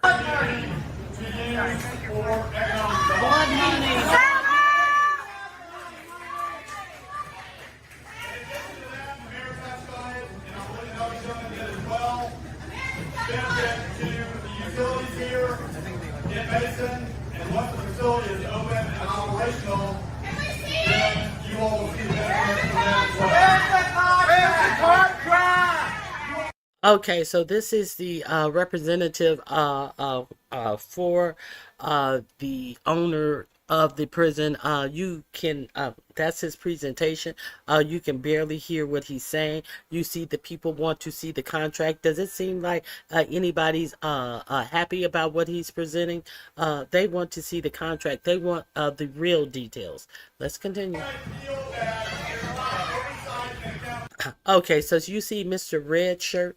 He's going through the room and pointing at people with a growl on his face. He's pointing at people that he wants to be expelled from the venue. Now, I know what so many of you are saying. You're saying, Brando, we couldn't hear a word he said. We couldn't either, and we was right there in the room. Okay, you couldn't make out what it was he was saying. That was the guy from Core Civics. The mayor was sitting there at the table. And then the dude in the red shirt was walking out and just pointing to people in the crowd that was yelling, just pointed to them and would have them escorted out. Everyone went peacefully. There was no trouble that way. There was no trouble with that, but it's just, that's what he was doing, just walking out, pointing, time for you to go. And everybody that was asked to leave went peacefully. There was no, altercations or anything like that. But we're there. We're in the moment. You got the people inside. You got the people outside. And then it comes time for the vote. And when it came time for the vote, they do the vote, and we get told that it didn't pass, that they're going to reopen the prison, but ICE won't get the contract. So it was kind of like okay, well, they're going to open this prison up, but ICE won't be getting the contract, so that's good. And then we're sitting there going, well, they'll probably end up working their way in there eventually, but for now it felt like a win. So we overheard the mayor say, though, that he didn't hear the vote. He said he didn't hear the vote. And then we all go about our business. We go outside, we talk, we meet with people. And then me and Gloria heads back home. And she starts talking to, friends and saying, hey, yeah, we were there and it did not pass. And then, shout out to the Tennessee Holler, they sent us over a news article where it was saying that it did pass. And turns out the mayor didn't hear the votes. He didn't hear them all. They weren't counted properly. And so suddenly now it passed. And I really believe that they didn't want to tell us that it passed because they didn't want to face the music of the people. So they just simply waited till we were all gone to break the news that it did pass. Now I'm going to read you this article here from the Associated Press and bring this one up here. I was there, and I can read the article and tell you, I'm not saying the article's necessarily wrong on a lot of it. There's just a lot of stuff that was left out because you weren't there. So we're going to go along. Now, right here, Tennessee Town approves deal to turn closed prison into immigration detention facility. That headline broke after we were told that it didn't pass, that it wasn't approved. We were lied to. And right here's what I was talking about. Here is the meeting. Now look, here's the man speaking here. I'm not sure who this man is, but look right over here at this little karaoke machine, and that's the media's mics. I'm going to bring this up bigger on the screen so you all can see this. Let me get this a little bit bigger for you. Look at that. Look right there at that little karaoke machine. That's what we were trying to listen to them through, was that. Okay? So imagine you're trying to listen to that in a building like that with all those fans going. So this is the article. Officials in rural Tennessee town voted Tuesday to turn into an immigration detention facility operated by a private company, despite loud objections from upset residents and activists during a public meeting.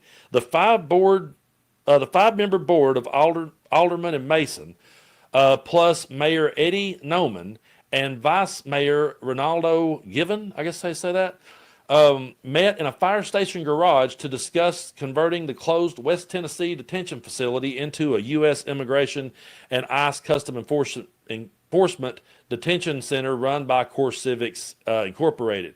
Also present were a few dozen vocal, angry members of the public who oppose allowing ICE to house immigrants in Mason who have been taken into custody as Donald Trump's push for mass deportations. Now, I would say there was more than just a few dozen. I would say there was probably at least, I don't know, 40 to 50 people inside and maybe that many outside, maybe more. There was a good crowd of people there, and they were very loud and they were very upset about this.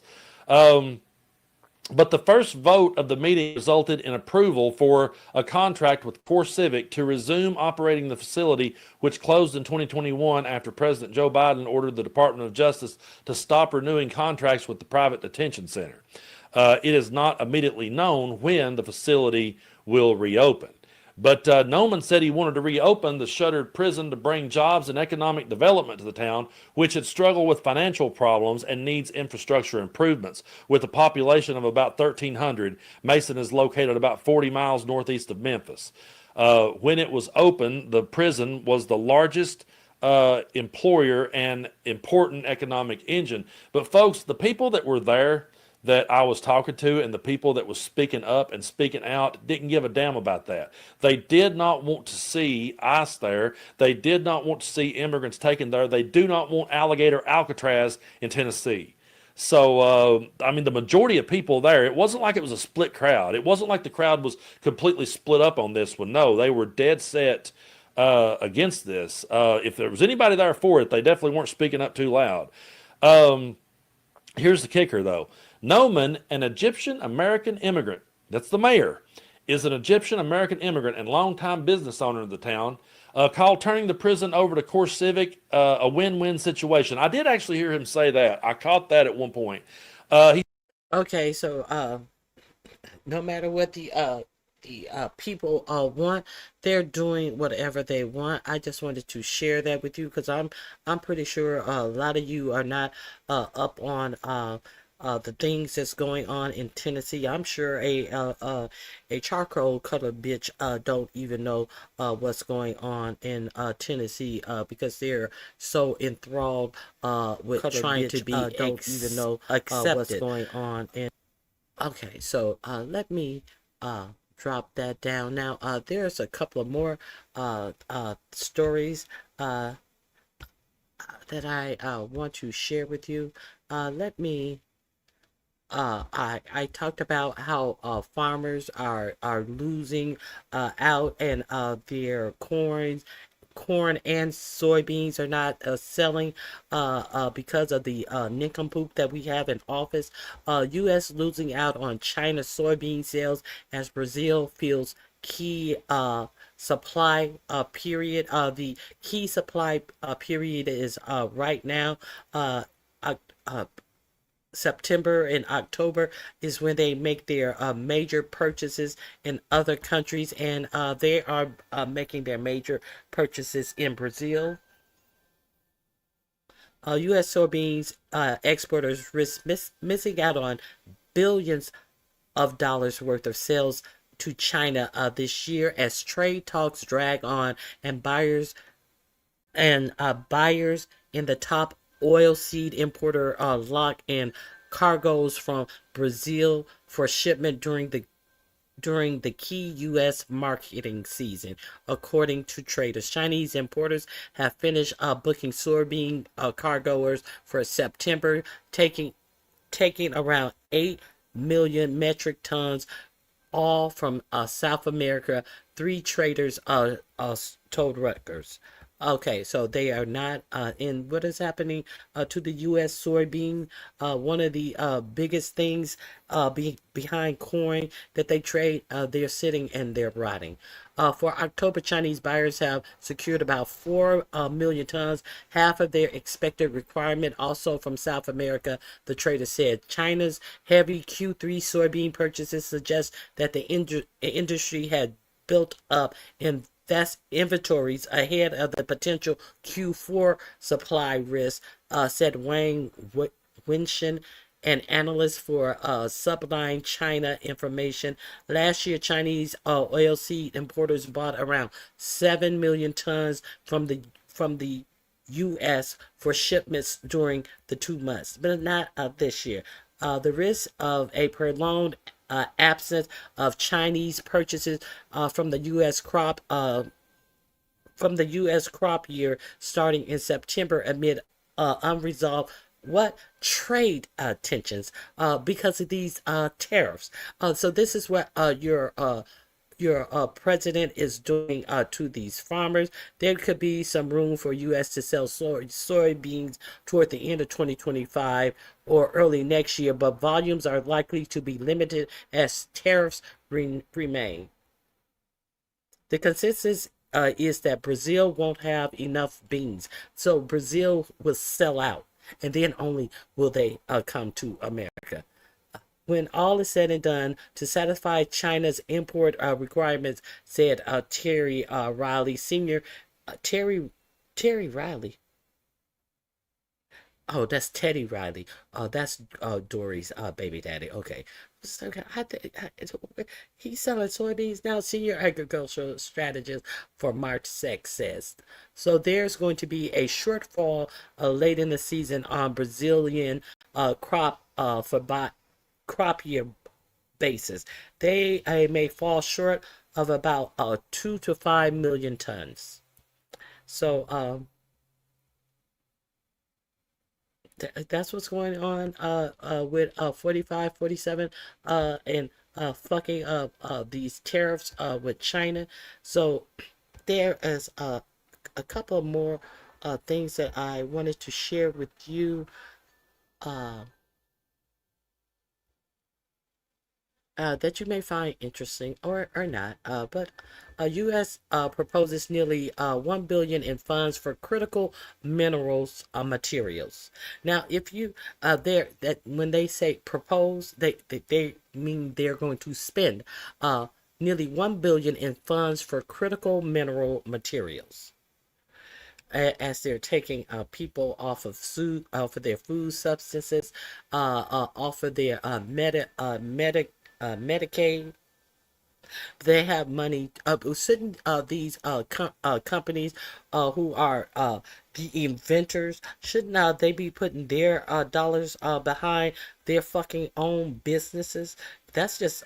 I thought that sometimes you had to pay the cost to be the boss, to actually be. Isn't that where that phrase come from? But no, they're going to be getting subsidies from the U.S. government. The 45-47 administration is proposing nearly $1 billion in funding to speed the development of U.S. critical minerals and materials used in everything from electric vehicle batteries to semiconductors. The Energy Department said on Wednesday. The department intends to offer funding to advance a scale-up of mining, processing, and manufacturing technologies in the critical minerals and mineral supply chain sectors that have been dominated by China and other countries, the statement says. This is what the statement says. Okay, so let me see.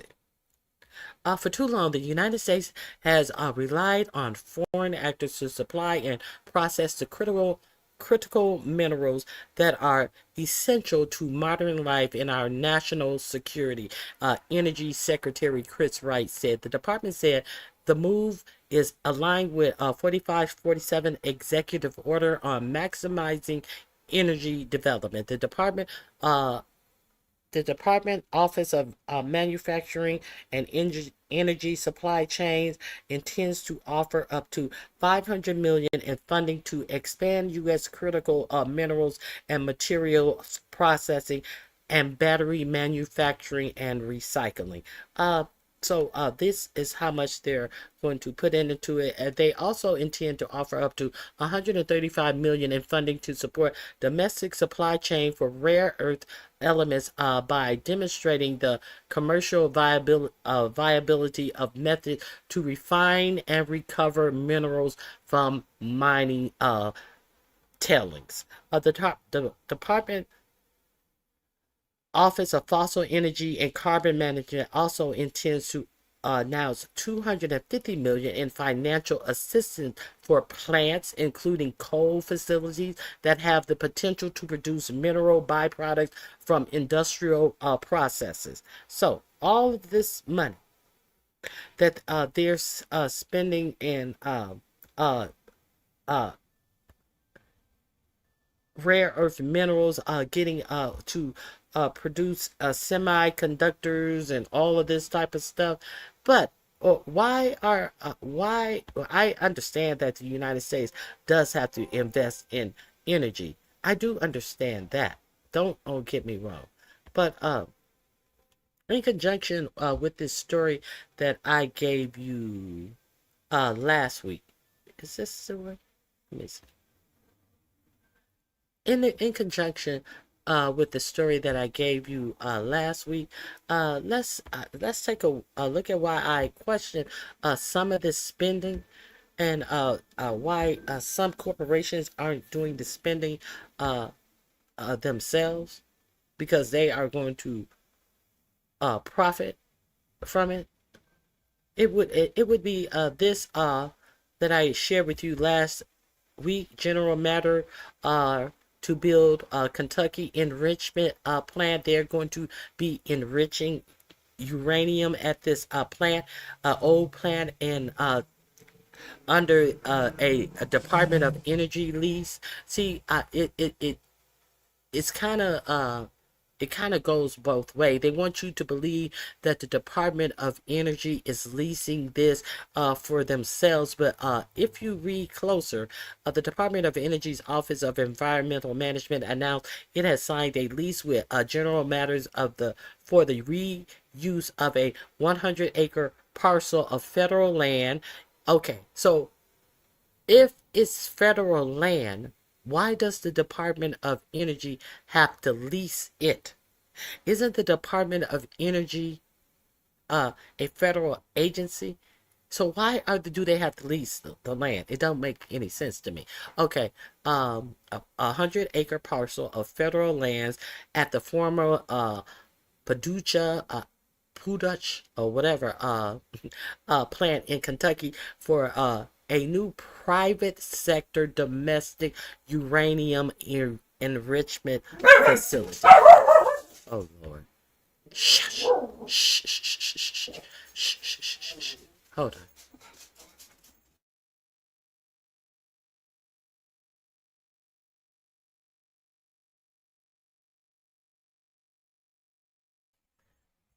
Does that make any sense? Hey, come here.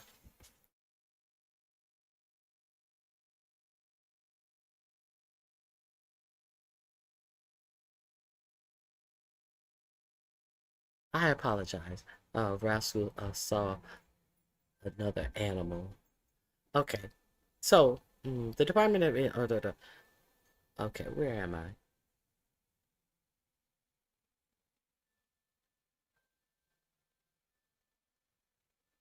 Where was I? Okay. The lease provides General Matters with a minimum of 7,600 cylinders of existing depleted uranium. Okay, so construction on the new facility is expected to begin in 2026 with uranium enrichment operations planned for 2034. Enrichment contracts, along with Census Energy, Orano Federal Services, and Oracle General Matters is one of the 4 companies that were awarded DOE contracts worth up to $2.7 billion in October to produce highly assayed low enriched uranium. December 24th, the company also received one of 6 DOE contracts worth up to $3.4 billion to supply low enriched uranium from domestic enrichment sources. According to the DOE, General Matter will benefit from a consistent supply of domestic DUF feed suitable for re-enrichment while saving the U.S. taxpayer about $800 million in depleted uranium deposit costs. Now, the problem with all of this is with all of this that is going into this company, how is it then also completed is going to be a private company for Peter Thiel?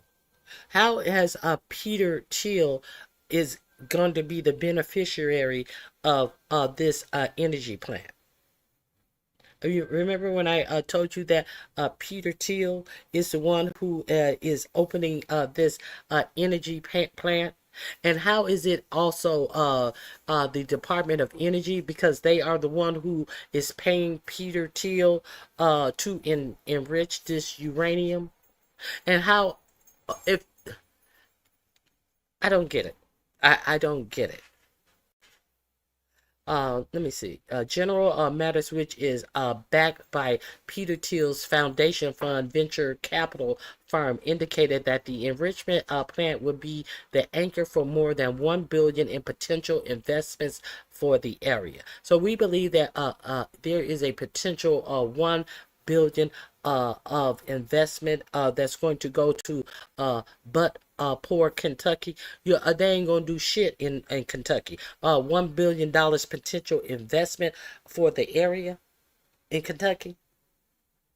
Construction on the new facility is expected to begin in 2026 with uranium enrichment operation planned for 2034. I believe none of it. So the rich are getting a big government handouts in energy. And speaking of rare earth minerals, and speaking of 4547, who noticed that 4547 actually had a deal for rare earth minerals? At the same time, he didn't he had a deal to collect half of Ukrainians' rare earth minerals. But when asked what would happen to all of the children from Ukraine who were taken away, who have been adopted by Russians, who have gone God knows where, he had no idea. They had no answer about the children, but they made sure that they made a deal about their rare earth minerals.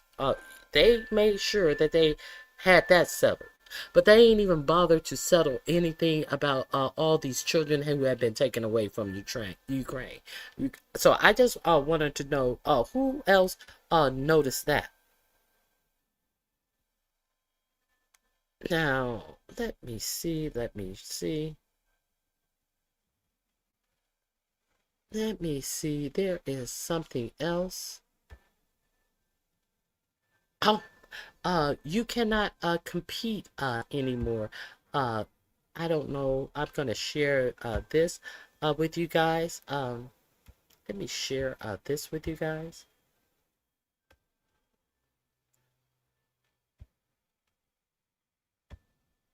Okay. Trump revokes Biden era order on competition, White House says. Let's see what that will mean to you. U.S. President 4547 on Wednesday revoked a 2021 executive order on promoting competition in the U.S. economy issued by his predecessor, Joe Biden, the White House said. The move by Republican 4547 further unwinds a signature initiative by Biden, a Democrat, to crack down on anti-competitive practices in sectors from agriculture to drugs and labor. So the U.S. Justice Department welcomed 4547 revocation of the order, saying it was pursuing a America First approach, focused on free markets instead of what is called overly prescriptive and burdensome approach of the Biden administration. So what is this free market going to do for you and I? This American first policy, what is it going to do for you and I? It said it will also it said it was also making progress in the streamlining of Hart-Scott-Rodino, the HSR Act review process of mergers and reinstalling a more frequent use of targeted and well-crafted consent decrees. Biden signed a sweeping executive order in July 2021 to promote more competition in the U.S. economy as part of a broad push to rein in what his administration described as a pattern of corporate abuse ranging from excessive airline fees to large mergers that raise costs for consumers. So that's what it's going to do for you. It's going to allow more corporate abuse ranging from high airline fees to large mergers that raise prices for you. So that's what 4547 is doing for you. The initiative, which was very popular with Americans, was championed by Biden economic officials, many of whom who had previously worked for or with Senator Elizabeth Warren, who played a key role in creating the Consumer Financial Protection Bureau under former President Barack Obama. The Consumer Financial Protection Bureau, if you're not familiar, was closed by Elon Musk. That is the administration that would get your money back when you were charged excess fees, excess banking fees, and all that. They put that money back in your pocket. But 4547 let Elon Musk close that down, and they are closing many other avenues of getting money back for you, the consumer. So I did not know if you guys were aware of that. 4547 has attacked that agency since taking office, announcing plan to sink its workforce by 90%, which he has. Those moves have cost Americans at least $18 billion in higher fees and lost compensation for consumers allegedly cheated by major companies, according to analysis released in June by Student Browser Project Consumer Borrower Protection Center and the Consumer Federation of America. So that is what 4547 is doing for you. So COVID is on the rise. If you guys did not know, what to know about rising COVID-19 cases and the surging Stratus variant. There is a new variant of COVID out here at the same time that Kennedy is scrapping the MSRA funding. So let me share this with you.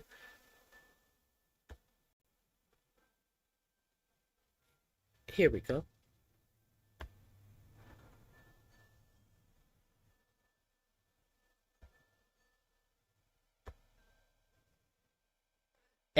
Trump's ex-Surgeon General says people are going to die after RFK Jr. cuts mRNA vaccine funding. I play a little bit of this. General Dr. Jerome Adams, who served in the first Trump administration. Welcome back to Face the Nation. Thank you, Margaret.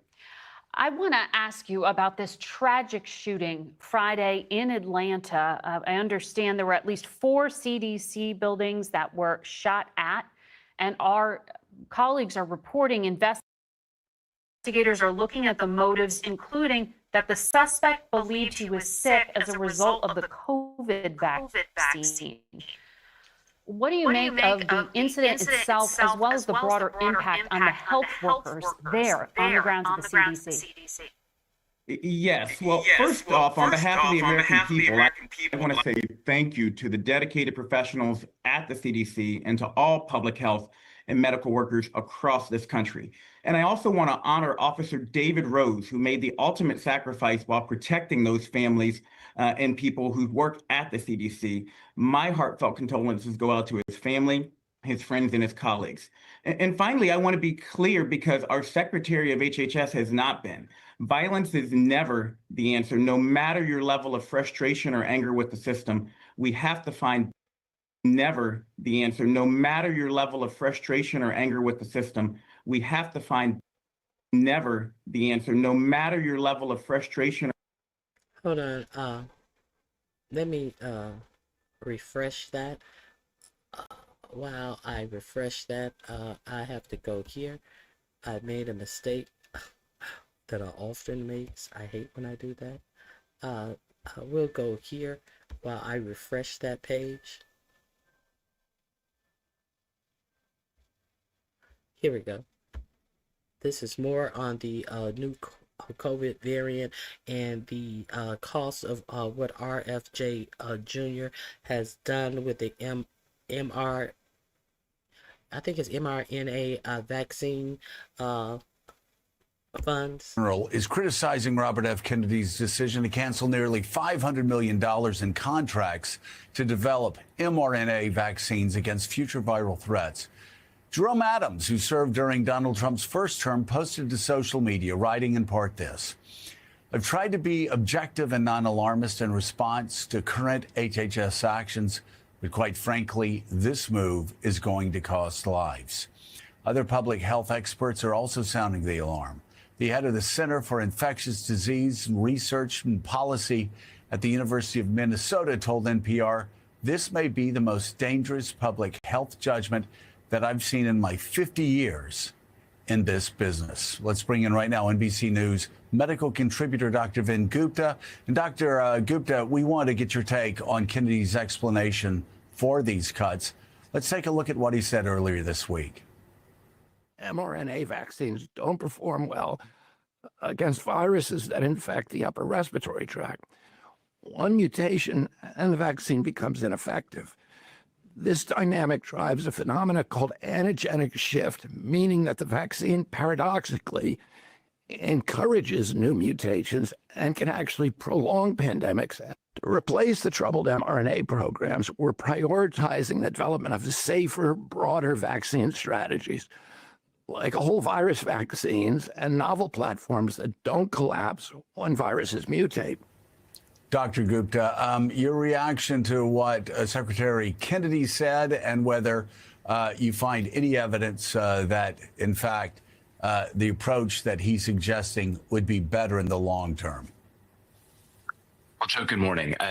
Let's take his first statement on what the vaccine does in the body. So-called, it doesn't work, to use his words, it doesn't work against preventing infection of the upper respiratory tract. You know, to some extent, either he was misinformed by his team or he's just speaking in the wrong terms. But words matter, especially if you're the head of the Health and Human Services Division of the federal government. That's not what these vaccines, Joe, are meant to do. They're meant to protect and really arm up the immune system in the lower respiratory tract, which is our lungs. Upper respiratory tract is our throat, our nasopharynx, our nose. That's not what these vaccines have been. We've been talking about this for 5 years. These vaccines have been meant to prevent severe pneumonia, severe disease. They're meant to prime the immune system, primarily in our lungs, where we have a lot of immune cells, less so in our upper respiratory tract. So to some degree, he's accurate in saying, yes, these vaccines are not effective in preventing infection of the upper respiratory tract, but they're precisely not meant to do that. They're meant to really reinforce immunity in the lower respiratory tract. On the second point, this whole cell, whole vaccine platform, Joe, this has existed for decades, by the way. We do this for pertussis. We do this for influenza, other disease conditions. This is the reason. It's not a favored approach. It's less effective. It actually causes more side effects when you use that approach. And it takes 10 to 15 years to develop, which is why something like mRNA, less side effects, takes months to develop, makes a lot more sense in this era of pandemic threats. Dr. Gupta, when you get to the premise of public health, obviously there's an... But who expects RFK Jr. to make any sense when he was swimming with his grandchildren in a fecal infected a pond with the actual creek with the actual signage saying "Do not swim in here" because of the fecal matter in this creek. Who expect any sound advice from this idiot who says that he doesn't wash it? No, that was Hegseth, who said he doesn't wash his hands because they want every germ imaginable on them so their body can fight it off. So this who is over the health department, be aware that there is a new strain of COVID out. Let me share the information with you that I found on this new strain of the COVID, how they are detecting it in the Axios article. It says that what to know about the rising COVID-19 causes and the surging Stratus variant. COVID-19 cases are rising again in the United States, and the Stratus variant may be to blame. The big picture, a summer outbreak for COVID-19 cases isn't a shocker, but it's arriving before children head back to school, where the virus could spread even more. The risk of summertime COVID-19 waves comes after Health Secretary RFK Jr. unilaterally changed federal COVID vaccine recommendations, causing confusion over who should get the shot. Driving the news, the Centers for Disease Control and Prevention on Friday upgraded national wastewater viral activity for COVID from low to moderate. Wastewater levels for COVID-19 are highest in western U.S. in the western United States, according to the CDC map, which levels peaking in Alaska, California, Colorado, Nevada, and Utah. Southeast also has higher wastewater activities level, with Louisiana having the most nationwide, according to the CDC data. What we're saying, wastewater monitoring can detect viruses spreading from one person to another within a community earlier than clinical testing and before people who are sick go to their doctor or hospital, the CDC said on its website. I'm surprised they're even allowing them to put this information on this website. The number, the CDC estimated Friday that COVID-19 cases are likely to grow across 45 states.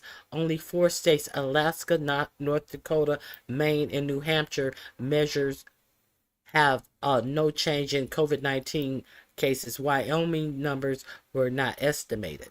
So the link is in my description box. I just want you guys to be aware that if you have a compromised immune system, please take precautions, the necessary precautions.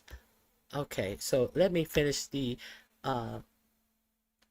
this last Trump's ex-Surgeon General, what he had to say with RFK. 18 hours to issue a tepid response to these horrific shootings.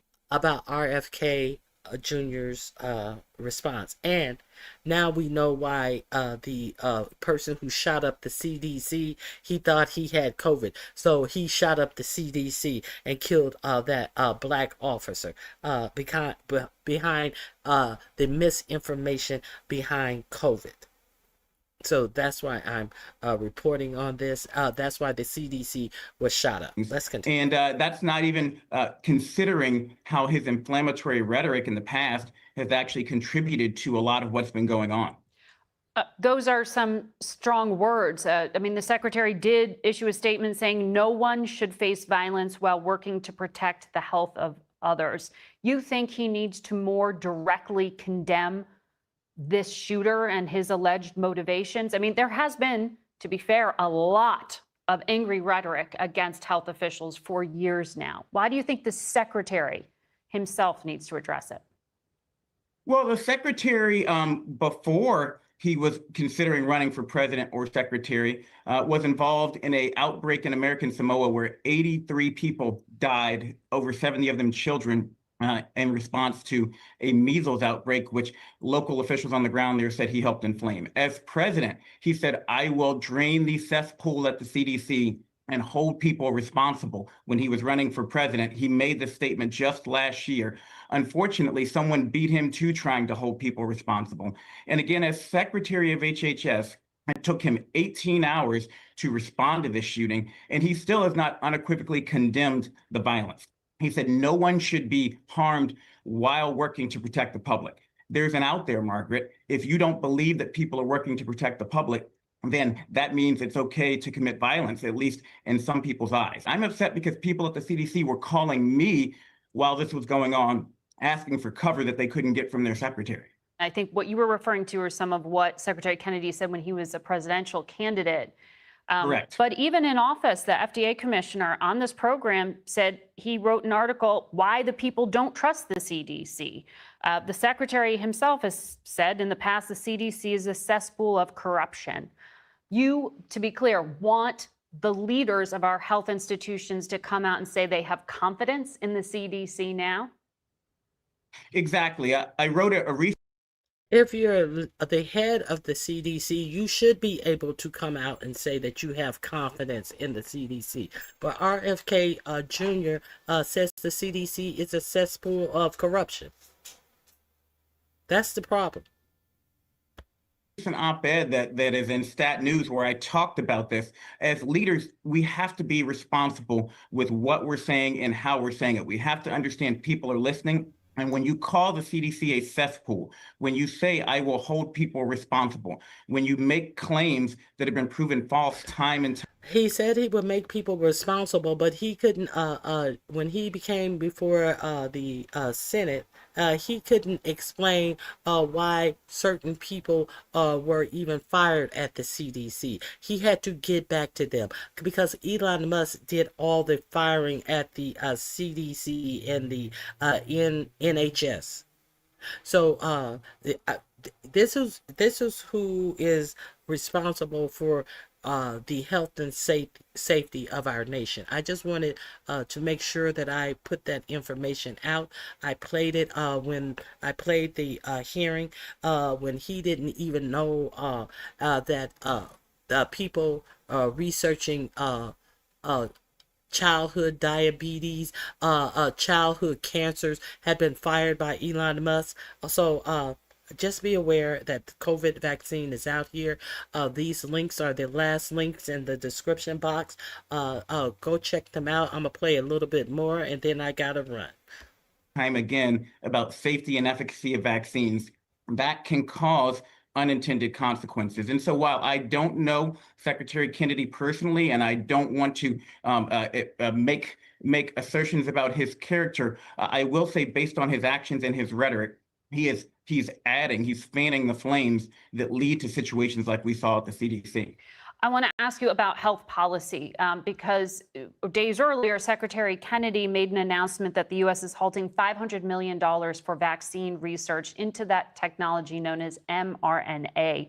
You're very familiar with it because it was used during Operation Warp Speed to very quickly get that COVID vaccine.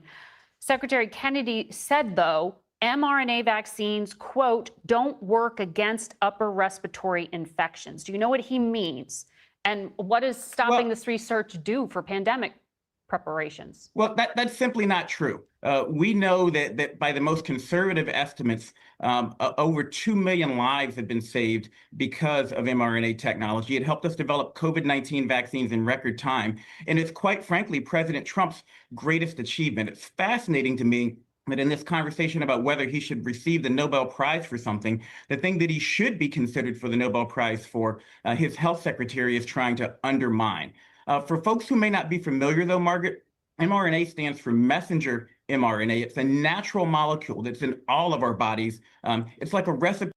Of course, he would. Of course, they would try to erase it and its effect because you and your black ass was over the CDC when that accomplishment happen. So, of course, they are going to try to diminish that accomplishment because you're a black man who was in charge of the CDC.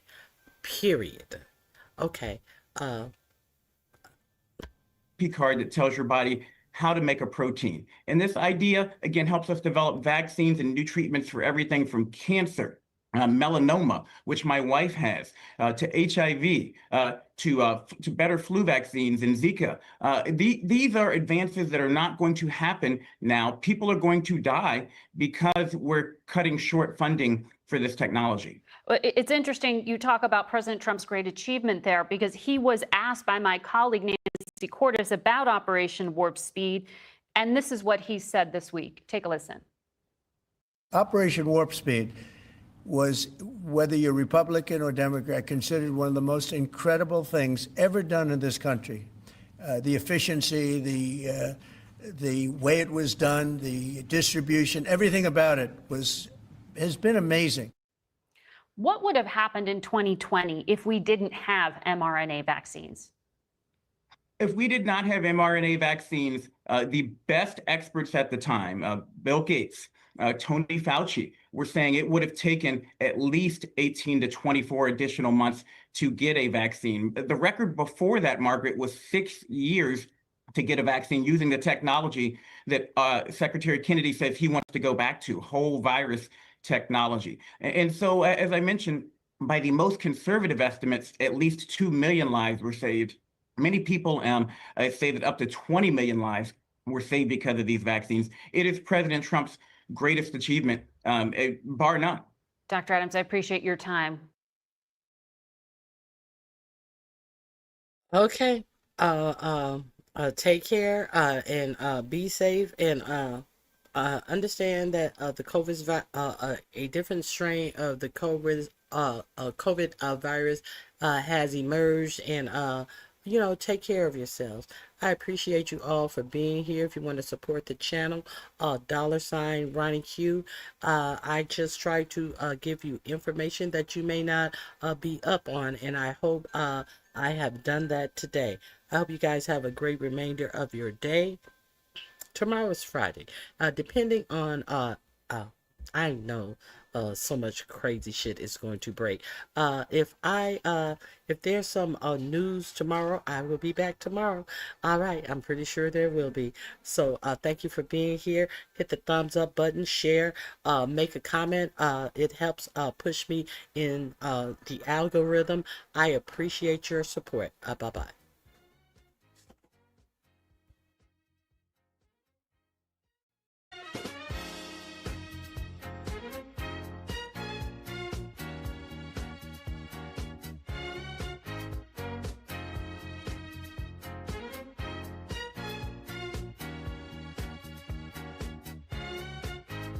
In the morning when I'm driving, I really come alive when I listen to my Ronnie, I listen to my Ronnie Q. They are rare and they are few who can compare with Ronnie Q. So grab a chair.